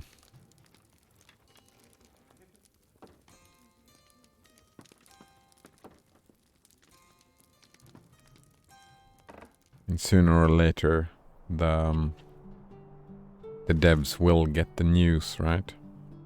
Sooner or later.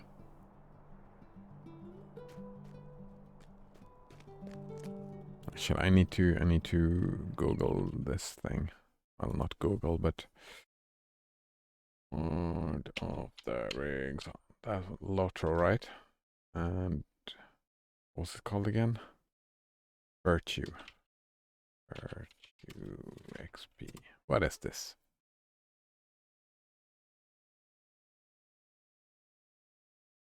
Virtue traits. Right, it's in the... No, not the skills. We have the skill tree.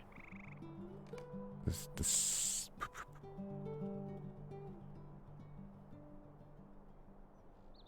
traits. Here we go. Virtues. Here we go. Virtue traits.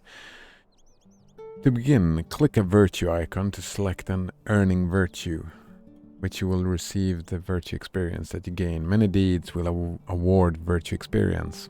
Fuck. Once a virtue has reached rank 1, you can equip it to gain its benefits. To equip, drag a virtue icon to any of the virtue trait slots. So there's... Virtue may be its own reward, but you also gain passive bonuses for each virtue rank you earn, even those not equipped. Oh.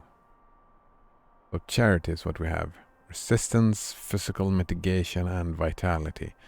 That is what we have been using. Maximum morale, critical defense, resistance.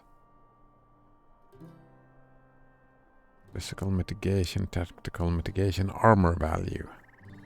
That seems kinda good.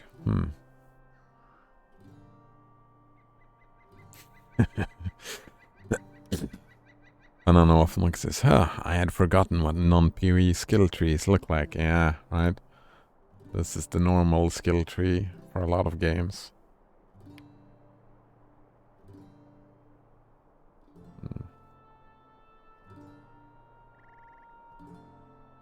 Critical finesse evasion.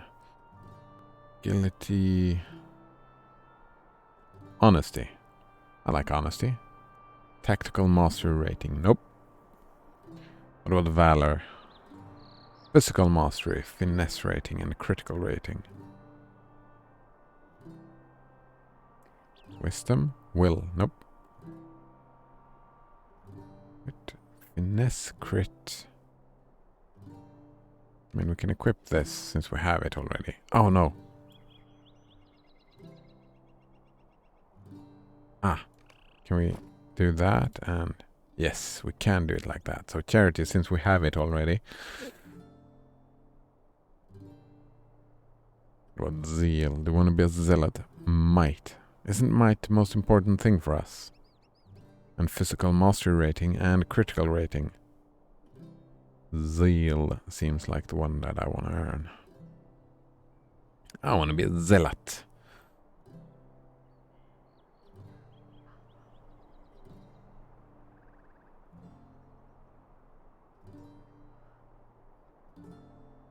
Yeah, that's fucked up. Is that a virtue?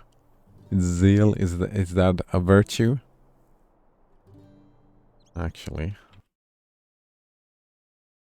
I need to Google this word. Zeal.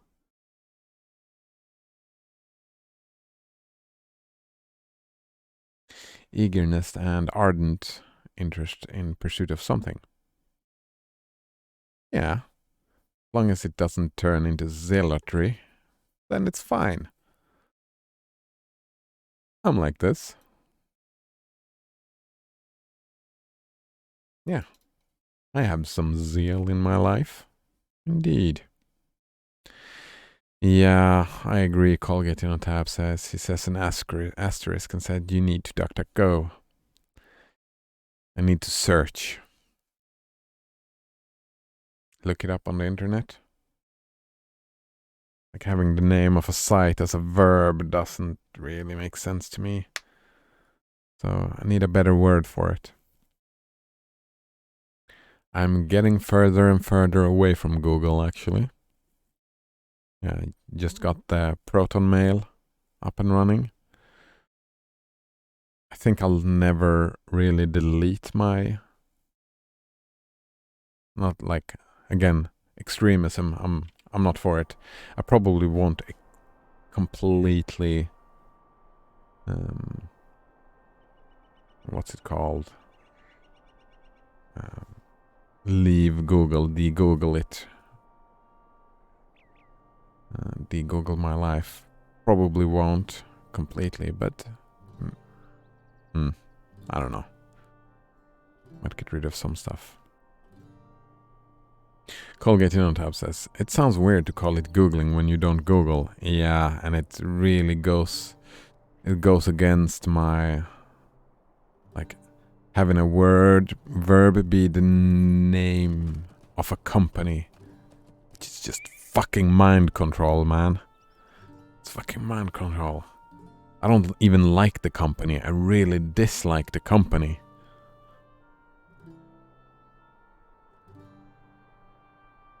Linguistic manipulation. It already is a verb anyway. Yeah. But it's like, as I've been talking about, there are many parts of my language that I'm trying to change, that it's difficult, right? And this is really one of them that I need to change. DuckDuckGoing it's too long, and people won't understand it. That don't, like, if I say to my parents, oh, I'm gonna DuckDuckGo that, they won't have no idea what I'm talking about, right? So the word isn't very helpful. Internet searching, it's too long. Maybe just call it searching. What, you just DuckDuck went? Oh, yeah, DuckDuck went.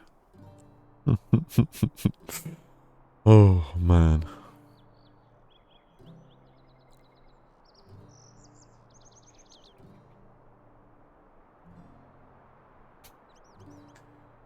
Duck went. Yeah, I mean that.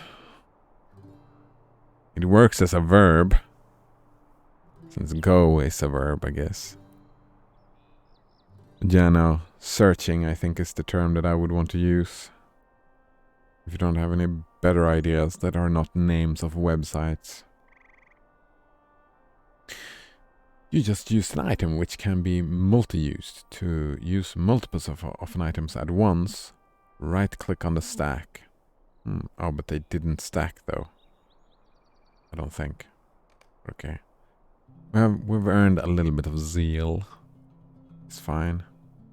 There's so much trash in here. So much trash.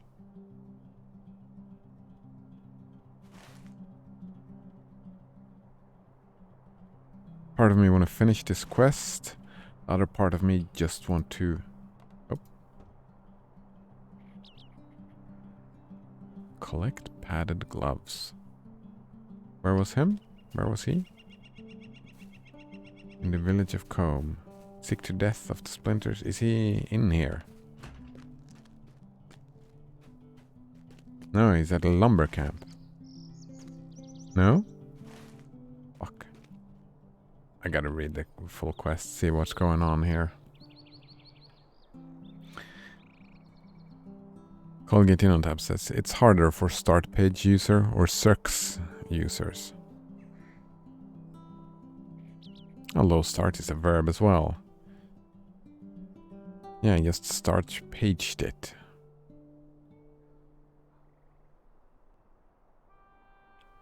Well, I also... Like if I do this... No? What the fuck, how did that change? That's interesting. Oh, right, no, it doesn't go... It's just a new tab. My homepage is this one, Circs. So I have both available.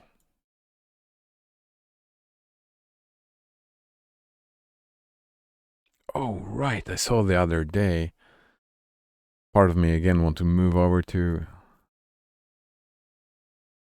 Like here, when I'm streaming, right? We don't really watch any pictures or stuff like that.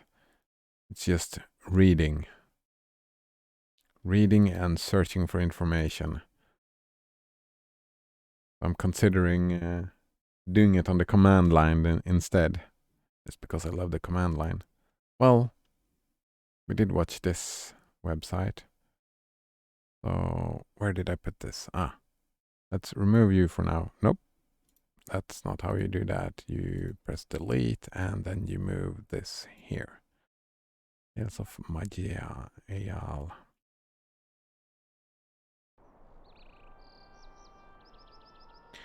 Okay, Jeffrey is in the village of Combe. Jeffrey is sick to death of the splinters that he encounters every day at the lumber camp, and he has asked if you can bring him some padded gloves. A tailor should be able to make the gloves. Fuck you. Giving me a tailor quest. Why would you give me a tailor quest instead of a mining quest? I mean, I will get ingots, but... Can I abandon the quest? Can I? This will abandon the quest and remove it from your quest log.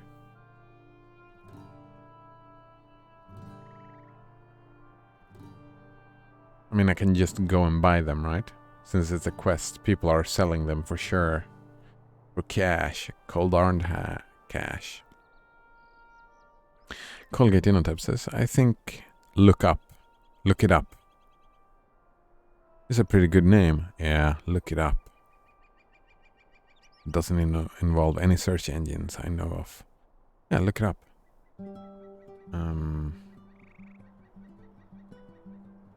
Doesn't translate to Swedish though.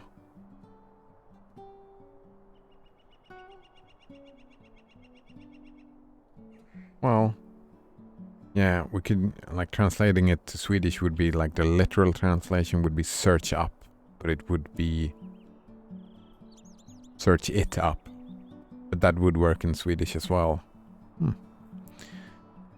Is there a downside to having an uncompleted quest? Maybe. Maybe this, like, is a chain that I need to create this chain. I mean, I need to finish this quest to finish another quest. However, this here is a, like, it says crafting, right? Fuck, good point.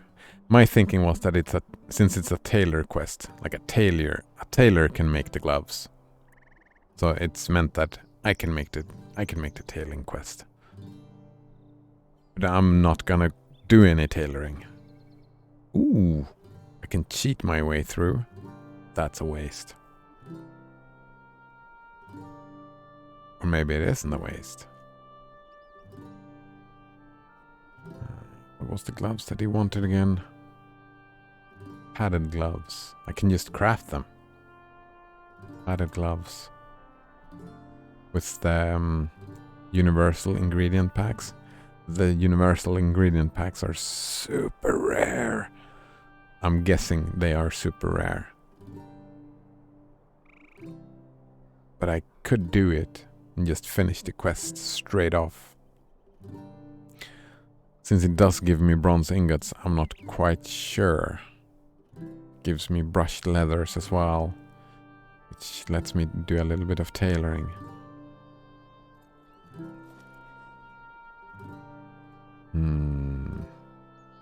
Slå upp det. Ah, yeah. Right. Fuck, Colgate Innontap is better at Swedish than me. That's a bit embarrassing. Yeah, that. Literal translation is punch it up. That is the literal translation of slå upp det. Punch it up. That is what we do when we look up information in Sweden. We punch it up.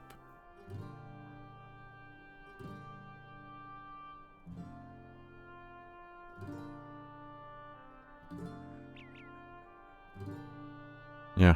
Thanks, Colgate Innontap. Very nice indeed.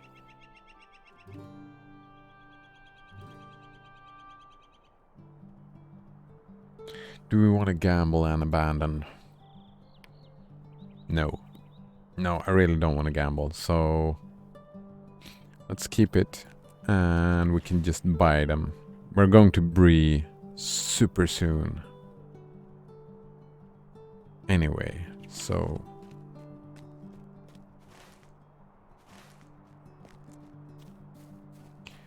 when we get there we can just buy a pair of gloves just in case. Red berry bush.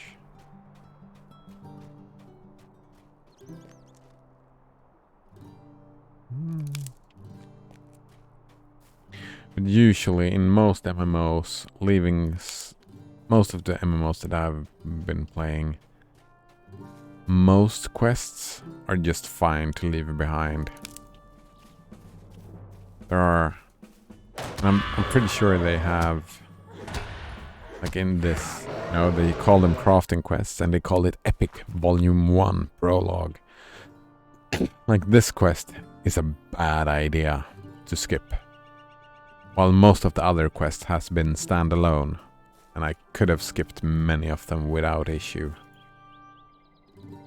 Many of the quests, like most of the quests that I have been doing, has been super skippable.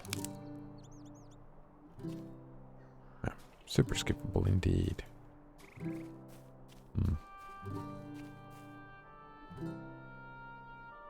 Colgate Innontap's cheated. Well, he said he cheated and used elitist dictionary that he has access through his university. I don't know if I consider that cheating. I would consider that looking it up. Looking it up is a good way to gain information. And I would not consider that cheating. Indeed, I would not. I think I'll just go back down here again. Oh, is that? Yeah. What's the last one? Yes, that is the last one. Do I need to kill brown bears? Nope. Leave me alone. Leave me alone, bear. Colgate Innontap was not very serious about calling it cheating. It's like I often say, cheating. Ah, that is for winners. People who want to win, they should cheat.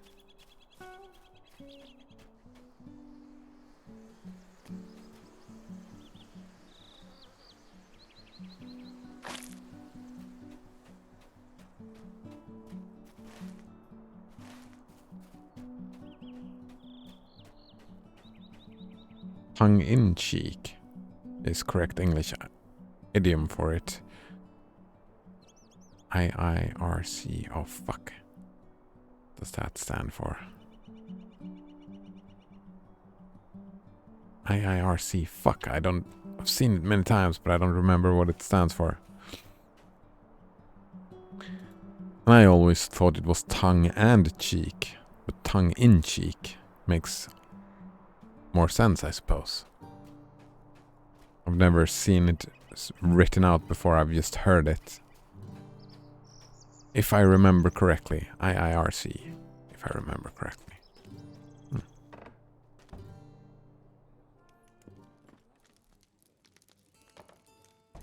Greetings, friend.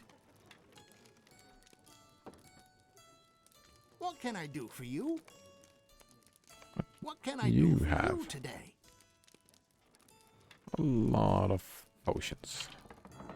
Still haven't needed any potions. If I remember correctly. IIRC.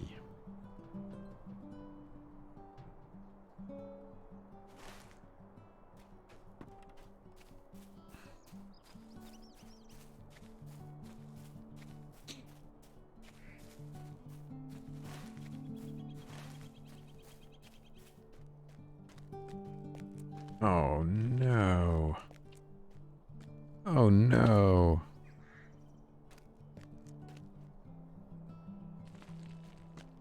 Damn it. Around we go.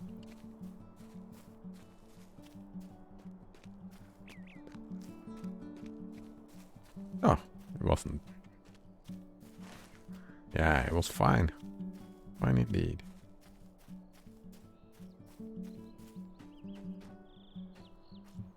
Can we run through or do we have to swim? We have to swim.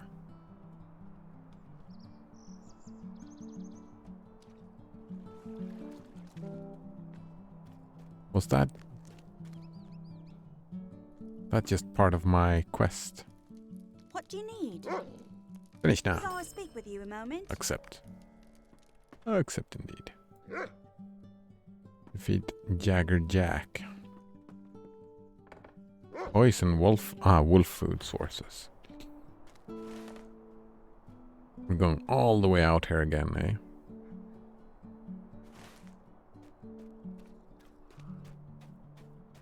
Alrighty then. Just keep running. Just keep running.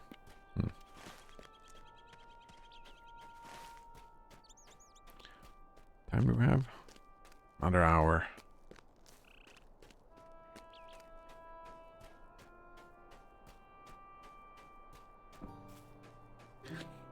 By the Magic the Gathering definition, cheating requires intent to gain advantage and awareness that is against the rules.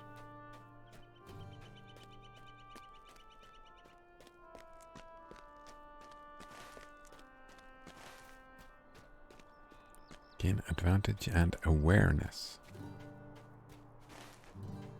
Isn't awareness an advantage? In Magic the Gathering, I'm thinking.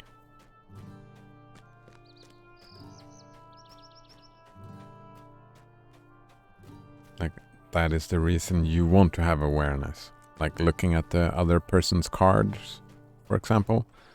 That is awareness in my mind. That's the way, what I thought about. And for me, isn't that the reason you look at another person's cards is to gain the advantage, right?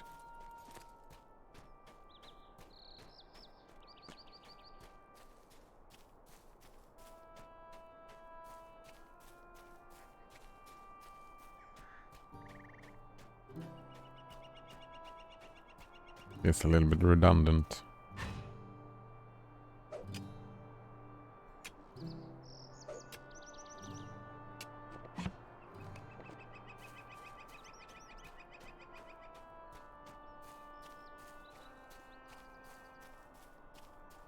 I wish the deposits disappeared faster.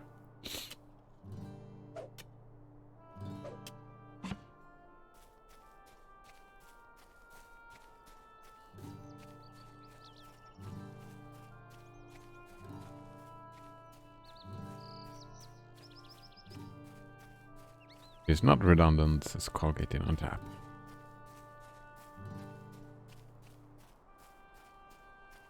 Could you give me an example?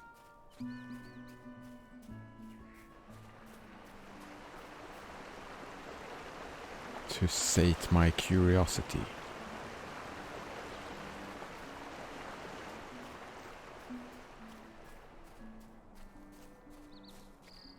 Satiate is the word, I think, not sate. Satiate my curiosity.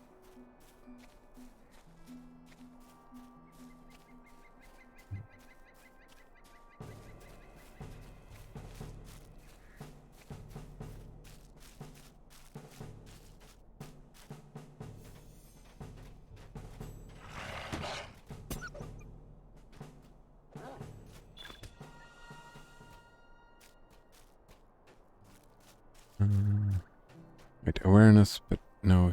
No, I'm not talking about the intent. I'm talking about that advantage and awareness. Like any awareness that you can gain is an advantage.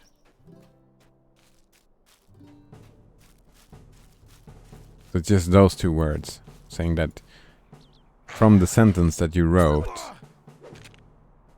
cheating requires intent. I'm all about that. To gain advantage and awareness. To me, it's like, yeah, but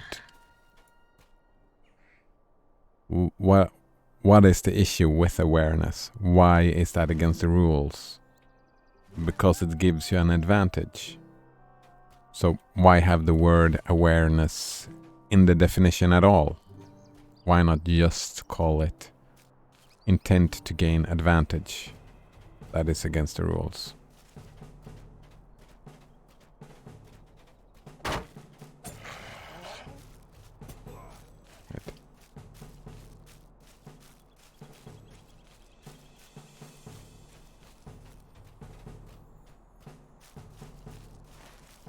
So what I would want is, the example I would want is an example of awareness that does not give an advantage, but it would still be considered against the rules.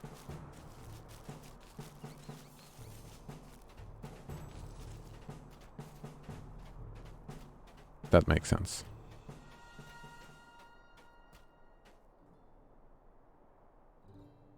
Because it's not cheating if you are not aware that it is against the rules.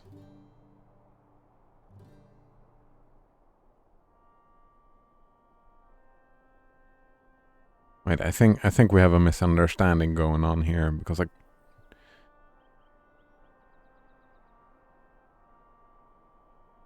like you can, yeah, that's like the dumb tourist, right? Oh, I didn't know I wasn't allowed to do that. That wouldn't fly on a tournament, right? But that's not what I'm asking. I don't know what awareness means in the example, I think. Banana Waffle Monkey says, oh, I have an example. Colgate in on tap says, intent to gain advantage is one thing required, yeah. Awareness that it's against the rules is another thing. Oh, fuck. I completely read your sentence. I completely misunderstood. For me, it was that awareness and advantage, those two were clumped together. But what you said was awareness that it's against the rules. That was my misunderstanding. Those are two different criteria. It was not intent to gain awareness. That is intent to gain awareness. That's, like I said, I thought that like looking at someone else's cards, that would be intent to gain awareness. In my mind, that is how I read it, and that was the misunderstanding.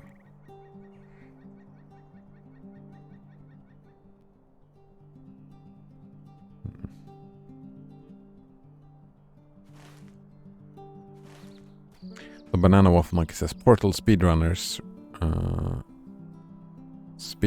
runs had to be invalidated because they didn't realize they were very briefly shooting portals out of bounds, which was against the rules of that category. Because things were happening so quickly, the runner didn't even notice the their portals weren't completely in bounds. Yeah, they didn't have awareness, but they still, right?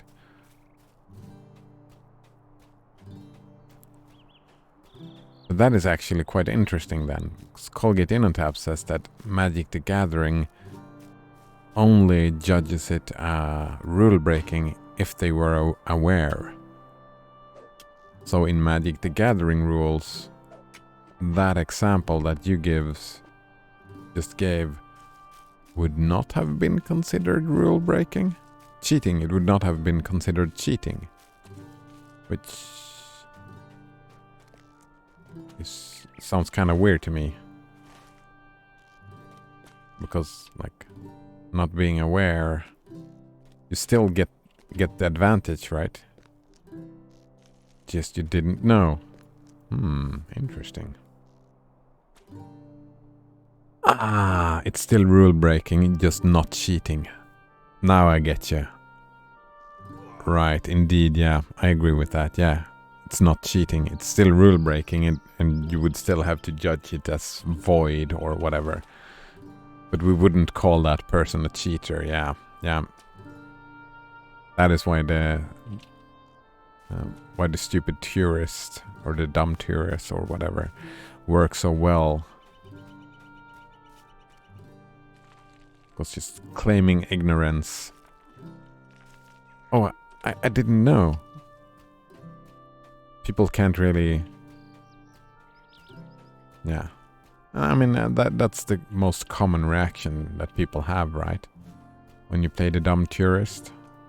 Even if the ignorance was feigned, dishonest, or not.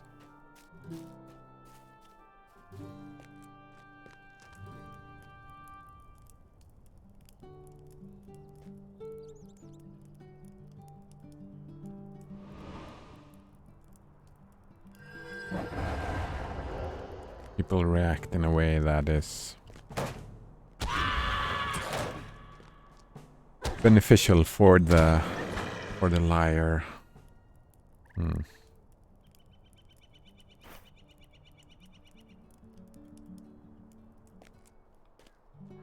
Okay, says Banana Waffle Monkey. That's the distinction I needed to see at Colgate Innotab. Yeah.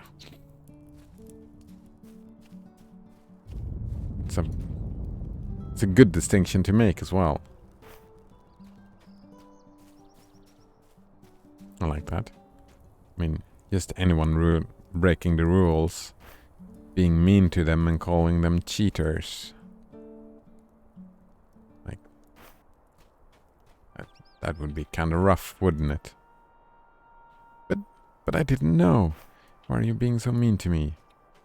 That's the importance of intent, right? I care a lot about intent, as you know. Yeah, that's the thing, right? Rule breaking was the consequential look at it. And looking at the intent is what makes you a cheater or not.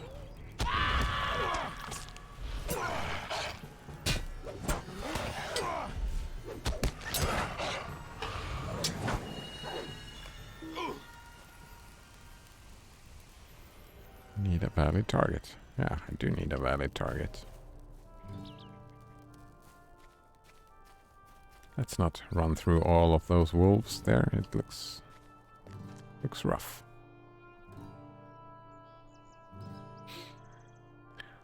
Colgate Innotab says, so, like if you accidentally draw 8 cards instead of 7, you don't get DQ'd? Disqualified. Yeah, exactly. You just broke the rules. We have, like... We need somehow to adapt to your rule breaking, right? We can't just allow you to have 8 cards.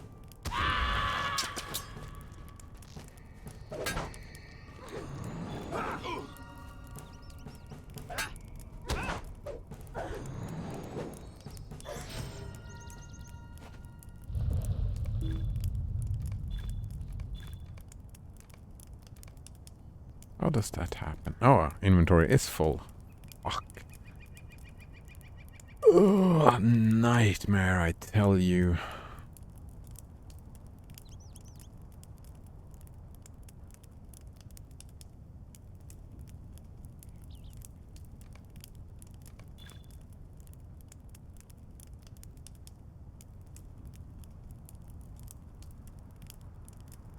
inferior smithing hammer or smithing hammer. So let's just throw away the inferior one. There we go.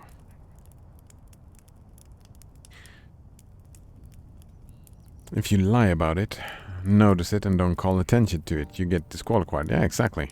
Because then you become the cheater, right? Because then there is intention and awareness. Yeah. In a prestigious tournament. Yeah.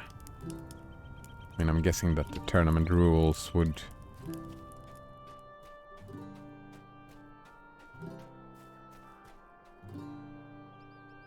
like they would include, like, this is how we deal with cheating and rule breaking. It doesn't need to be prestigious. Like, I think most tournaments would deal with it in a similar way, I'm guessing.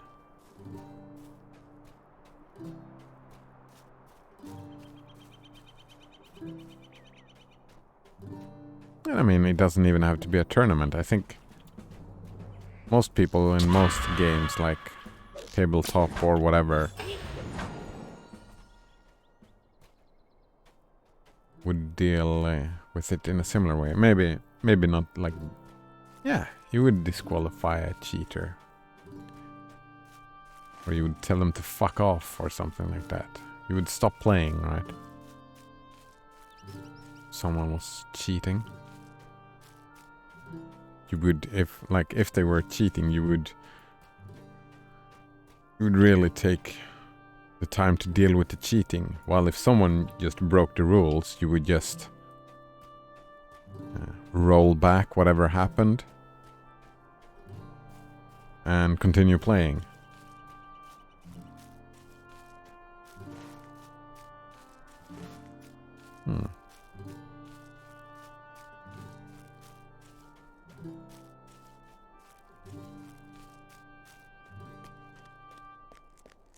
Oh, nope, fuck. I completely missed your earlier message, Banana Waffle Monkey. I just glanced over it. Banana Waffle Monkey said, the previous message that he was talking about, it says, or in Yu-Gi-Oh! When someone conducted a whole-ass second battle phase on accident because their plays were so long and neither player realized it. Nor did any of the judges. That's kind of funny. In a prestigious tournament. Yeah, someone in the audience must have noticed it later on. That's funny.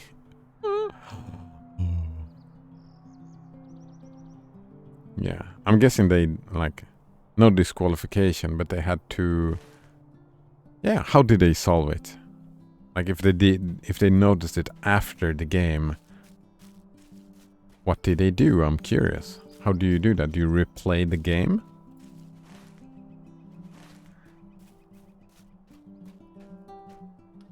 Like, if the person who did the double plays lost, then it doesn't matter, right? But if he won, then one has to ask, like, did he win because of that extra round? Which one would assume in a prestigious tournament that one would win if that just went through, right?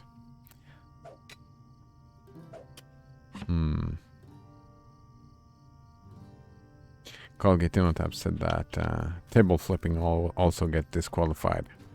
Yeah. That makes sense to me.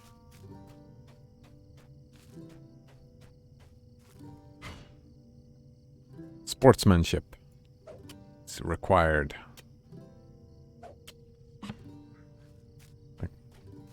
Yeah. I understand that indeed. Banana Waffle Monkey had no idea. He just knew it was a huge meme. I can understand that. And they did win and went through the bracket, etc. That is super interesting. Holy shit, that the loser there, it's gotta be still bitter about that.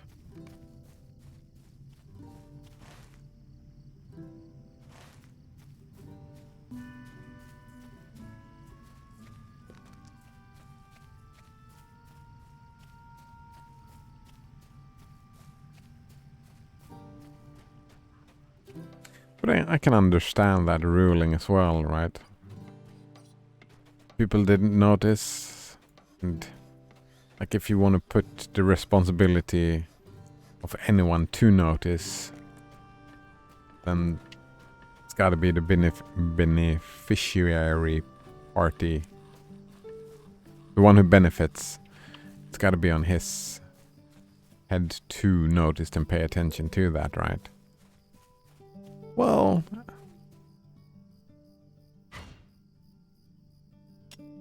having it like that, it makes...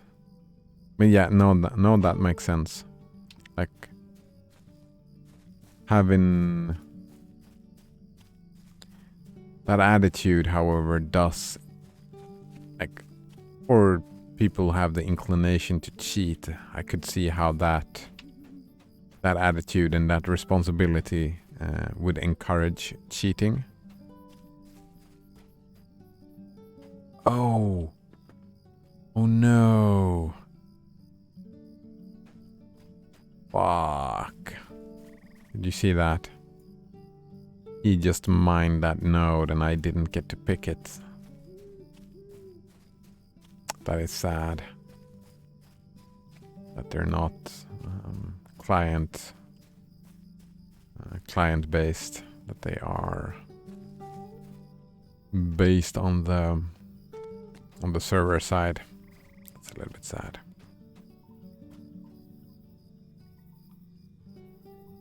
Yeah, exactly. Banana Waffle Monkey says the judges got a lot of flack afterwards, since they were hired specifically to make sure that the plays were conducted legally. Yeah, that would be their responsibility, of course.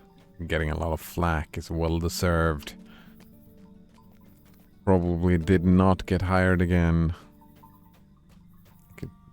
I mean, even though it was just a mistake, it's still a mistake that's not really okay to make when you had one job, right? You had one job. So, bye you go. Bye-bye. Find another job, dude. Sucks to be them, though. That's embarrassing. Colgate InnoTab says, in competitive rules enforcement level using social media to bully another player gives a match loss. In competitive rules enforcement. Using social media to bully another player gives a match loss. Yeah, I can see that. Right, we gotta look at, like in tournaments and stuff like that. They have a twofold reasons of doing what they're doing, right?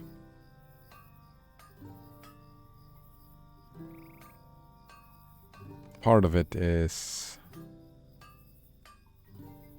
entertainment, right? And in entertainment, fucking bullying is not entertaining.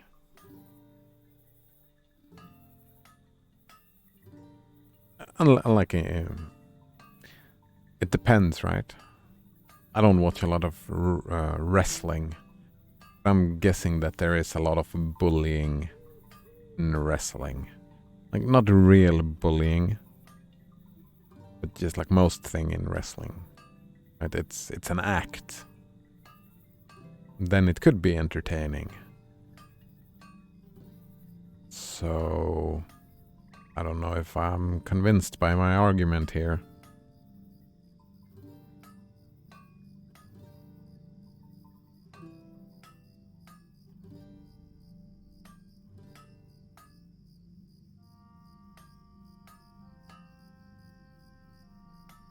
I'm all behind, stopping bullying. I don't really like bullying. I like when people take steps. Take responsibility, try to minimize bullying.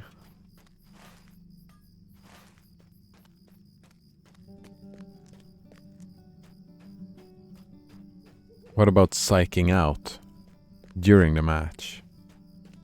Like I can see that happening. Like making someone lose their mental fortitude by psyching them out in the game. Like playing the psychology angle. Making someone lose by just mental manipulation or whatever. Like, what is that dude called? The British guy. The hypnotist and whatnot. Like what if you hypnotize your opponent and win by doing that?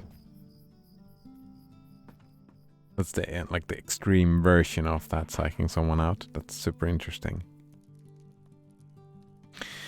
It's given as an example in unsporting conduct. Yeah, major section. Yeah, it's not sportsmanlike. It's unsporting. So you would probably, yeah. The lines become blurred, right? Somewhere psyching someone out. Where does one draw that line? That's super interesting. Banana Waffle Monkey says, oh, we talked about that in Cranberry Pudding's stream. Oh, what does Cranberry Pudding stream? Path of Exile? I'm guessing. Nice name, Cranberry Pudding. Because he plays, I think, street fighting. That's, yeah, fighting game. A lot of fighting games have in-game taunting mechanics. What do you need? Yeah, I remember that became an issue in Hearthstone. They had to change their communication mechanics because people use them to psych people out. So they had to change them around. What about griefing? I'm thinking like in Hearthstone, that is what I thought about. You have a timer, right? You have to make your move within a certain time. What about always waiting to the last second? Just to tilt the other player? You could probably be banned from that as well.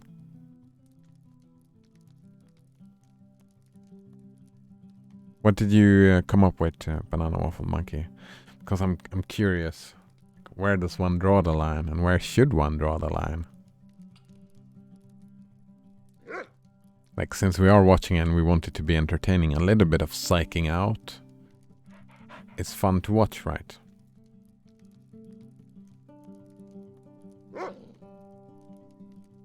Could I speak with you a moment?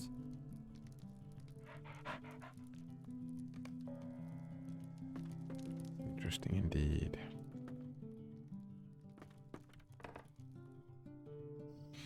Colgate InnoTab says that I guess it would go under unsporting conduct minor as vulgar / profane language. Punishment for that is warning. Stalling is disqualification. Stalling. What about like here the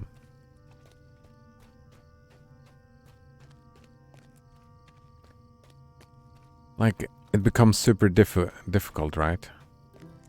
When we're talking about tilting another player, or maybe tilting, maybe just some kind of mental manipulation, right? A lot of that can be super subtle and very individual based. Something that is tilting one player is not tilting another player.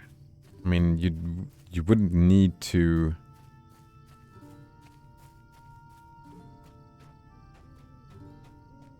like talking about the like the hypnotist route, if we call it that. Trying to like playing with suggestions, playing with the opponent's suggestibility.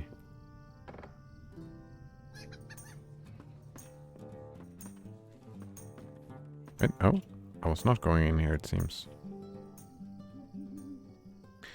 Banana Waffle Monkey said that they concluded on Cranberry Pudding stream.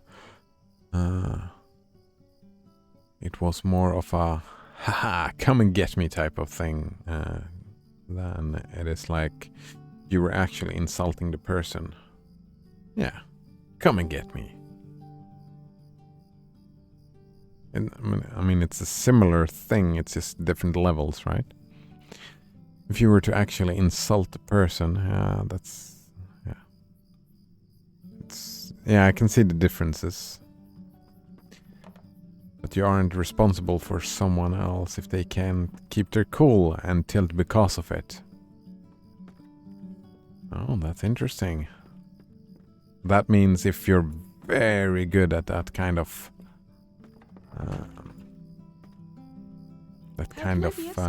manipulation, if you're really good at it and really subtle at it, that is a viable route. If that is the way of it, right? Because you don't need to insult players to tilt them. Like, you only need to know enough about the person.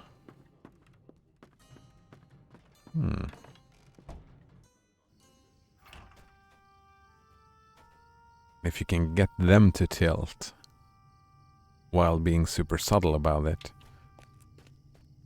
Interesting.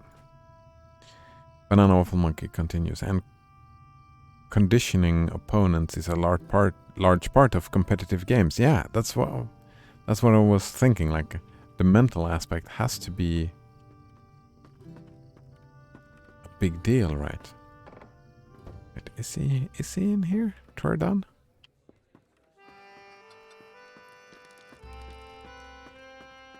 Probably.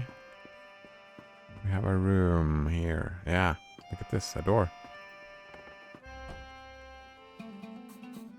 There he is. How can I be of service? That's annoying. Colgate InnoTap is linking a Magic Judges org /rules infraction procedure guide for Magic the Gathering. All right, let's make a quick check. I mean, how they do it is not like this is way too long. What do we have here? Sporting conduct minor. What is unsporting conduct? What is the definition of unsporting conduct? It's disruptive behavior that may affect the safety, competitiveness, enjoyment, or integrity of a tournament. This word.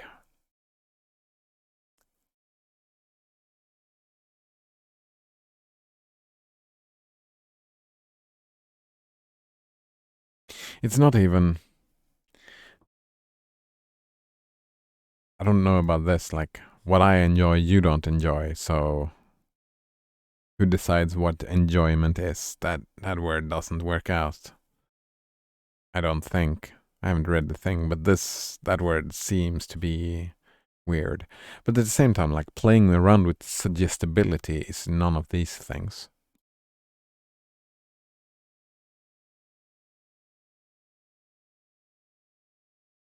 In a significantly negative fashion. It's not the same as lack of sporting behavior. All right. There's a wide middle ground of competitive behavior that is certainly neither nice nor sporting, but it still doesn't qualify as unsporting.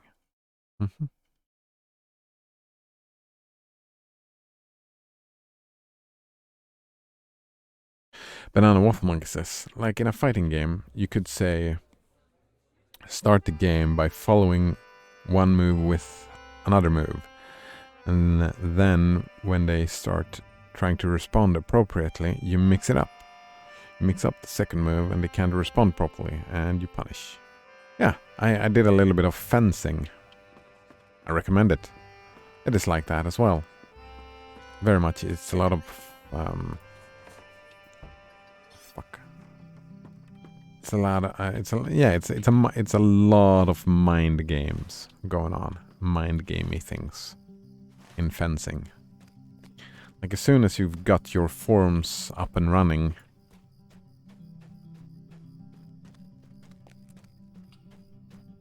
like you have actual skill in the moves and speed and all that, and that is super important, yes. But like keeping that at a certain level, right? If you're at a similar level, it really quick becomes about the mind games. I only fenced for like I didn't do it a lot. Maybe I did it for like 5 weeks, maybe a little bit more. But it's like, and it was 2-hour sessions. Like already on the second session, I think it was starting to be a lot about the mind games. Like the actual, like we did a lot of just physical exercise. Started out with that, and then we just fenced. And the fencing really quickly became about mind games, which was super fun.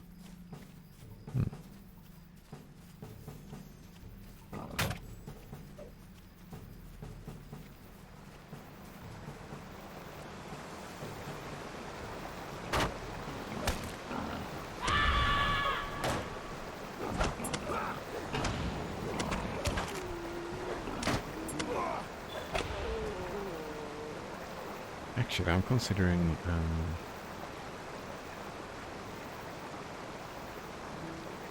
not having assist.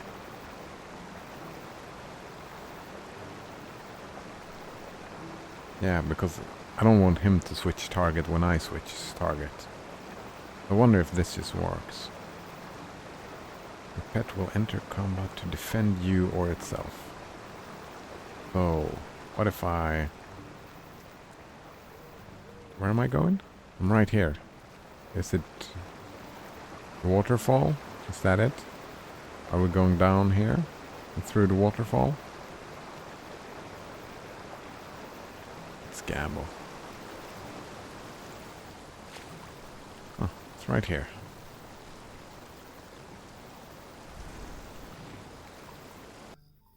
The hunt for Ramdir leads to the hideout of the brigand Skunkwood. But to Colgate Inotab says, unsporting conduct. Major. Ah, right, I just checked minor recently, right? But he checked major. It had a pretty funny example. Player purposefully obstructs another player with the intent of inducing physical contact. Why is that funny?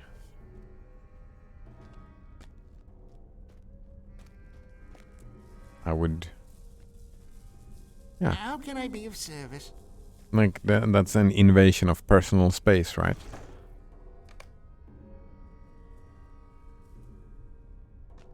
Like, what's that? You know, you walk 2 people down a corridor and you start dancing like that. If one person purposely starts standing in your way and you're trying to walk through, that is fucked up. It is funny how ridiculously out of this world that example is. I don't think so at all. I've seen that happen. That has happened to me. Like walking down a corridor and someone has just been blocking my path. Right? Just being a general dick about. Yeah, that's threat to invasion of personal space. I thought you as, like... Finnish culture is not a lot about touching people, right? That's like just touching a stranger is invasion of personal space in Finnish culture, isn't it? It is in Swedish culture.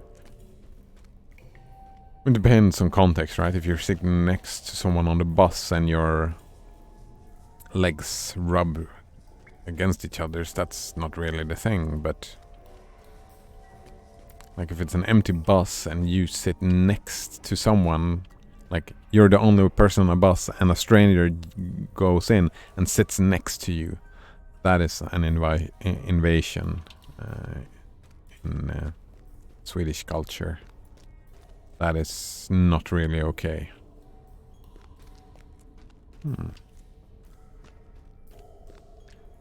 Colgate on tap says, I see, I just never thought anybody would do that. Maybe that is because the Finnish culture is that you just don't do that. It's part of the culture not to do that, maybe.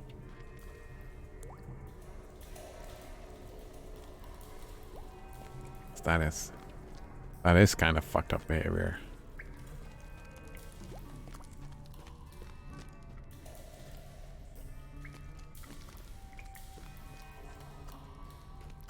Why would they sit next to you if there is room anywhere else? Exactly. Why would they? Okay, that something similar has happened to me. Not like a completely empty bus, but a lot of free spaces, right? Someone just shows up sitting next to me, not saying a word.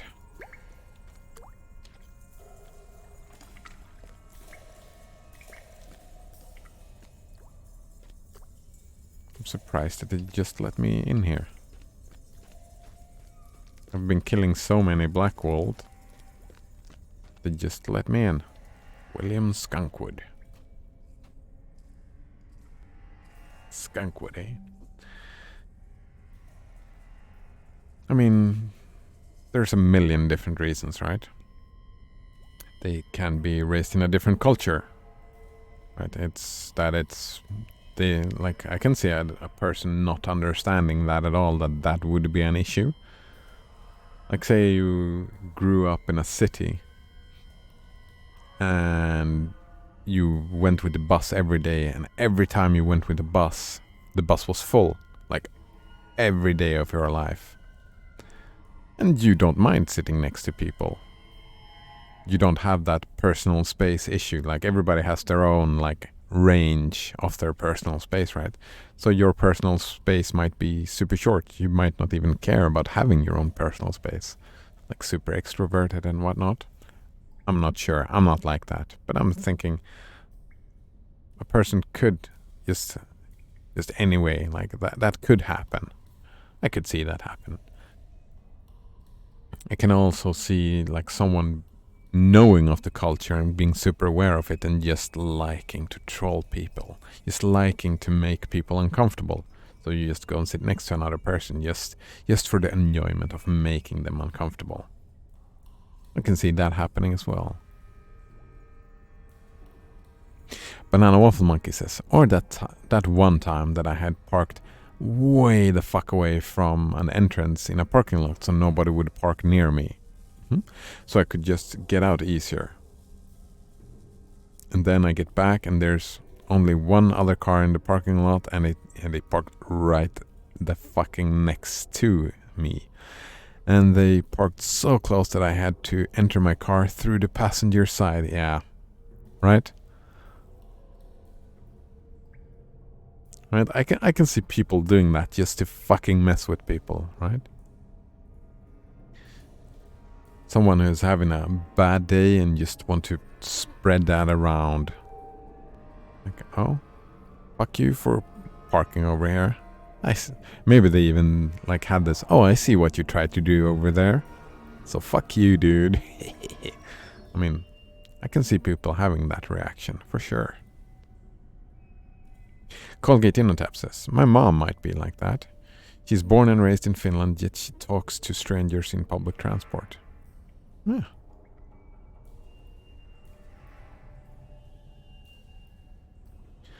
I mean, personally, I don't feel like talking to someone is super invasive of personal space.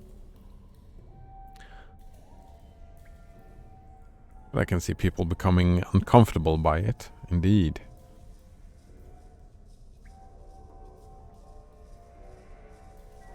I would become uncomfortable, but I also would enjoy it. It would be uncomfortable, but I would enjoy it.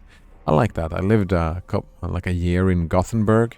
In Gothenburg is the only place that I've been in Sweden where you go to a bus stop and sit around and people start talking to you. I've never seen that before, but in Gothenburg, especially the the old drunks are very, very talkative. They just start talking to people. If it's sufficiently early in the day so they haven't gotten like to the really rough part when they're like not really contactable anymore. Before that,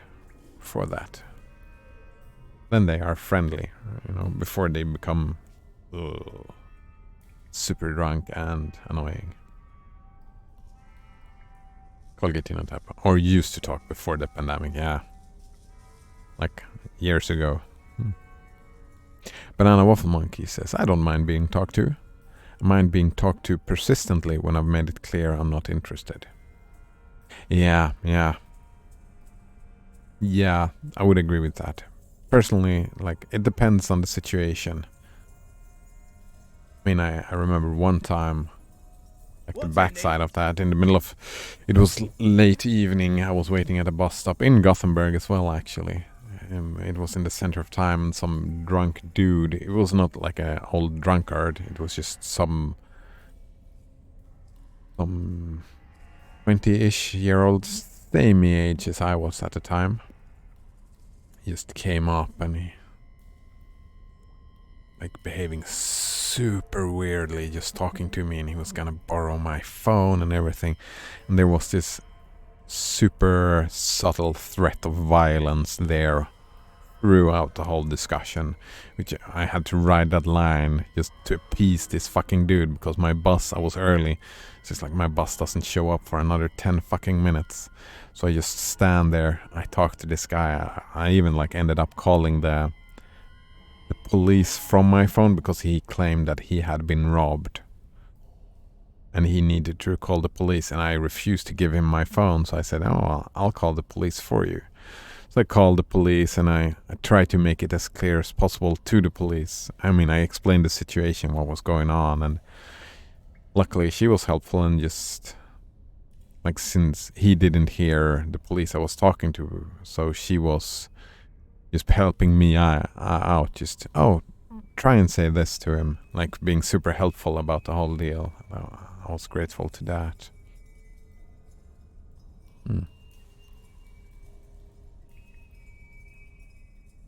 I couldn't just tell this guy to, I mean, not even subtly tell him to fuck off or just, I don't want to talk to you anymore. Because of the, like, the threat of violence that was in there. That really sucked. Oof. Oh, I'm searching for Amdir again, eh? Oh, wait, no?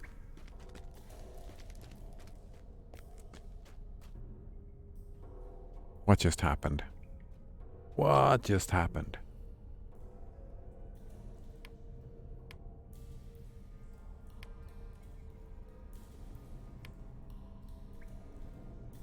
Why can't I add anything to tracker? The hideout.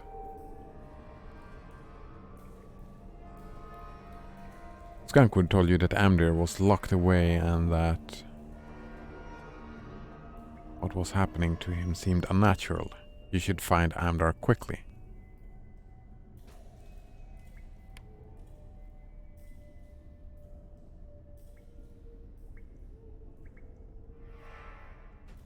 Oh, right. So I'm guessing now we are allowed to go back down and through that. Wait, no? Ah, here we go. Through that locked door that wasn't allowed earlier. Which direction was this? Over here? Yeah.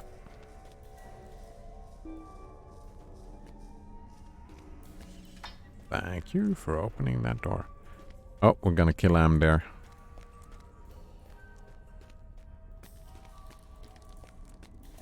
Let me out, you fools.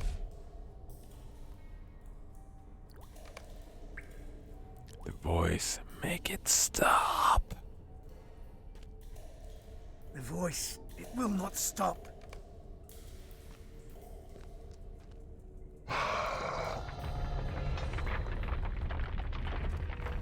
No, I'm not killing him. Back. Invalid target. Love my dude here. He wasn't stunned. He just stood around having a good time. Come here quickly. Your coming is a boon, young one.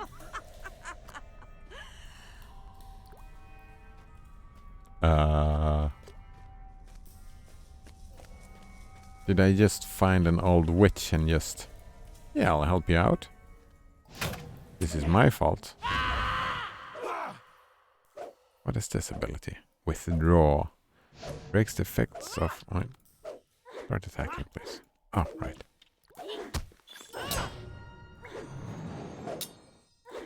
Withdraw. Breaks the effects of dazes, stuns, and knockdowns. Ooh.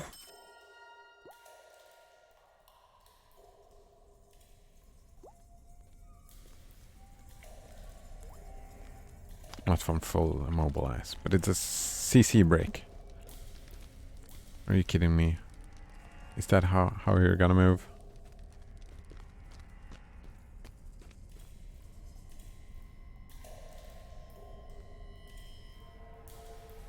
Why the fuck are we helping this woman? Why? That laugh she made? And the way she's behaving right now?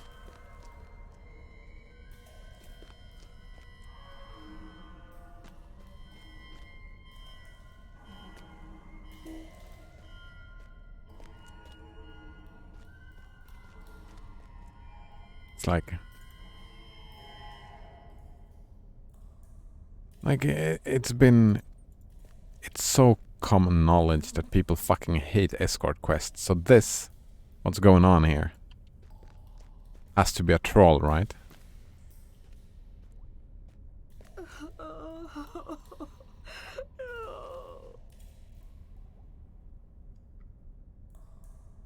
What are you doing?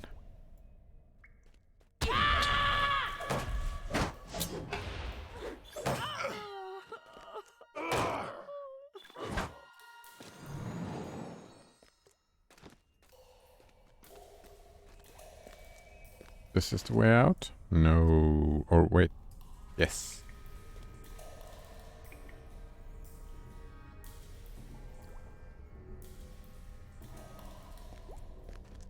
Need to go get it.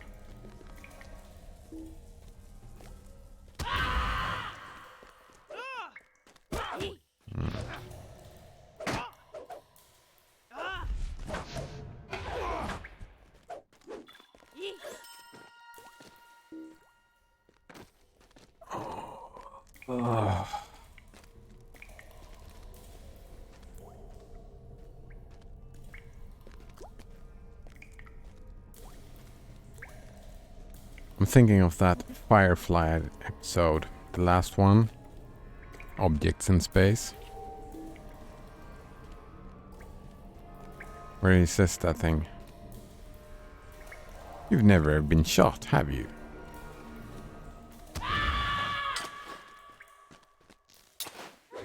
Does that seem fair to you? You ought to be shot.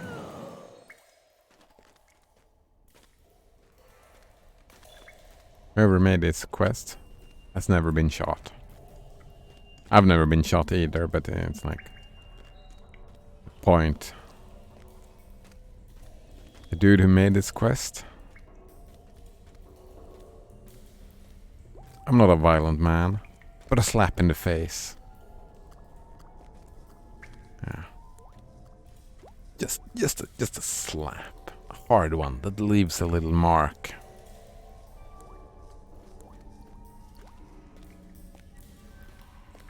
Eye for an eye, tooth for a tooth. Colgate Innotab says there are escort quests in Tome. Ugh. There are escort quests in so many games. And I mean, escort quests in themselves, like... it doesn't suck because it's an escort quest, it's just... it's difficult to make a good escort quest.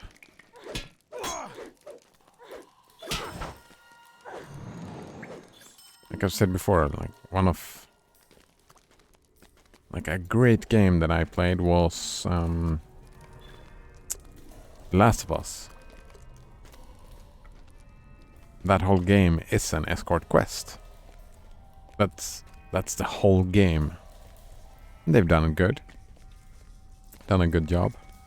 I really want to play. I've heard great things about God of War reboot.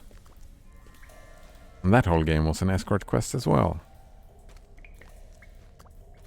This here. Holy, such an asshole. Attack. Can't attack. And my dude doesn't attack either. Attack that thing. And I'll attack this dude.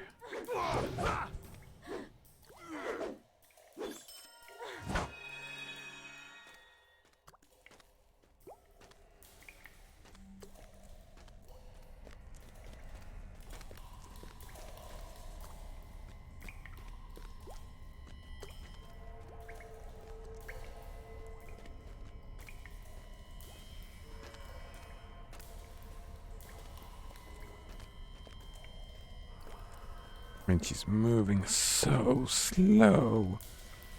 Oh, help me escape. This is how I escape. Right? It was the same as like when the game started. We work in a prison, some dude shows up. Oh, let us escape. But first, before we do anything else, we're still in your cell, right? I've opened the cell. The first thing we do is I give you a sharp weapon. And we practice fighting a little bit before we escape, just with sharp weapons. We don't care about any possible accidents that may happen or anything. Just practice some sword fighting before we start escaping.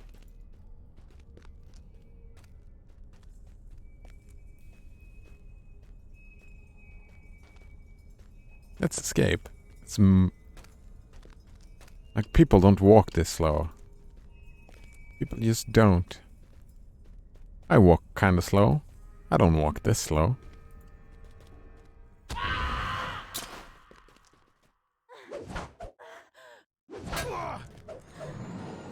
Yeah. This quest is triggering me. Oh! Did you see that? She started running. Now she started running. Oh. Yeah. Slap in the face. I tell you, slap in the face. What's this? Ooh, I want to equip that. Nope. Get tricked by this. I can throw them out.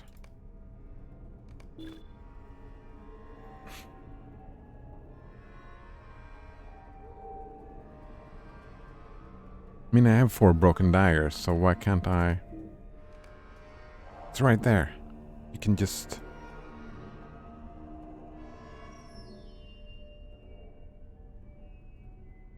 Yeah, you need, like... Either way, you need unempty... Item level 1. What is this?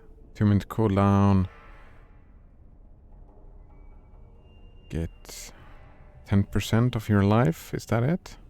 Screw that. So now we'll loot that thing, and we'll loot that thing. And screw that. Here we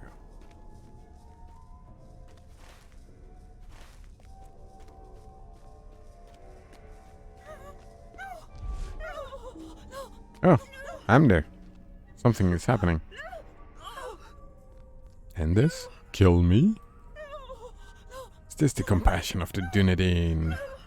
The voice told me the truth. I shall end you. Tordan. And every other ranger as well. Saw that coming. Colgate in on tab says, they move faster in Tome. You need to yell them to wait up so they don't rush to get themselves killed. Yeah, idiots. Escort quests, usually the ones you're escorting are idiots. I think that is one of the main issues. Olga Tab says, I'm not for violence either. but a light slap for educational purposes, with intent to get attention rather than intent to hurt, I can get behind. I mean, I'm with you, It is but too like, late for me. part of me want them to hurt. They made me hurt. I want my revenge. I want my revenge to having forced me to follow this Oh fucking dear, idiot how around. terrible. I want vengeance. I demand vengeance. Like, look, she can run. She just decided not to. They just decided not to. They had the programming to make her run. They just decided to make her walk that slow. The devs did. So the devs were being assholes about it. Right?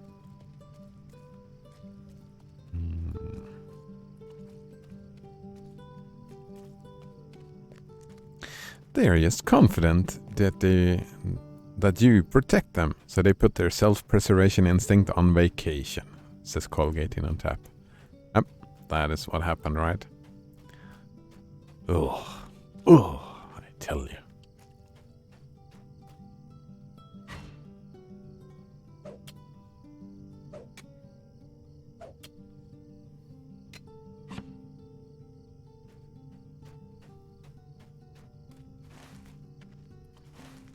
That was the worst quest in the game so far.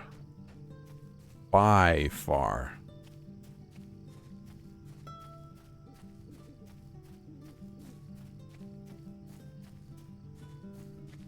It's like, why you do me like this? Why? Why, game developer? Why do you hate me? What did I ever do to you? It could have been worse, but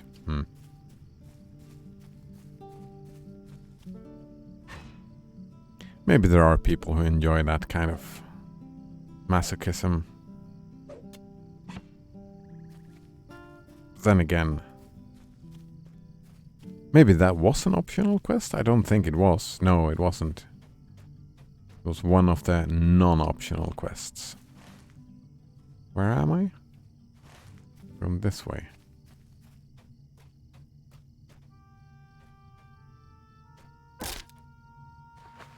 Alright, yeah. You get a falling injury rather than falling damage. I'm guessing you can't die from falling, since you don't take damage. Maybe we did take damage.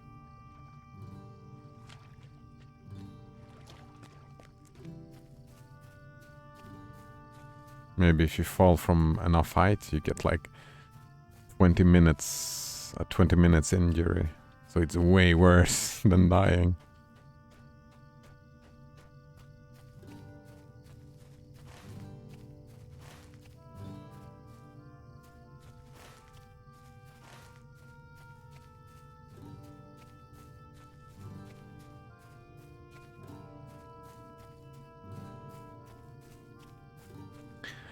Then again, I figured out early that this game is not the game you play for immersion. Like, the world building, not really that great. Storytelling, kinda terrible.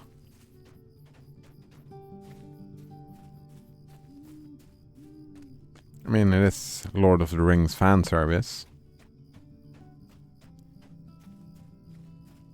Which is fine, I guess.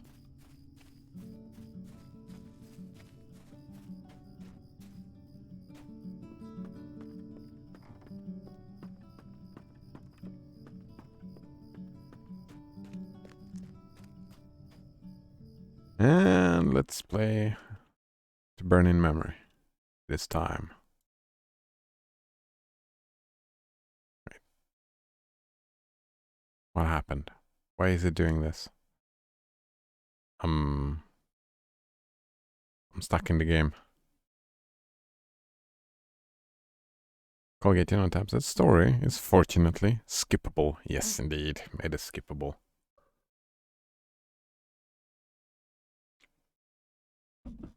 Like in most MMOs.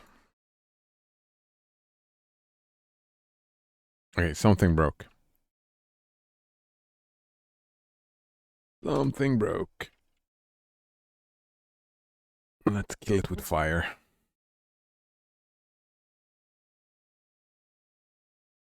Wait. Can I just... Seem probably not. Wait. Oh. Oh. I did not need to kill it with fire. Right, everything looks good. Interesting.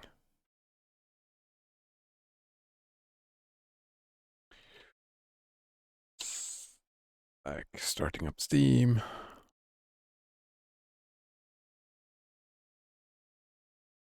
Changing the title to burn in memory.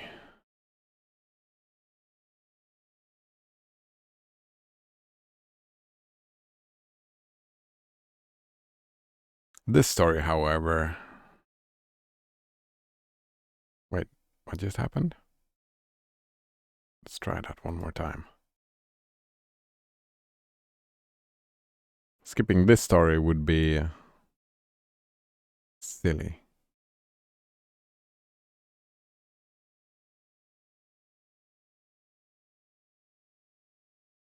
Did we break something? Why is this taking so long? It's just text, right? All right, so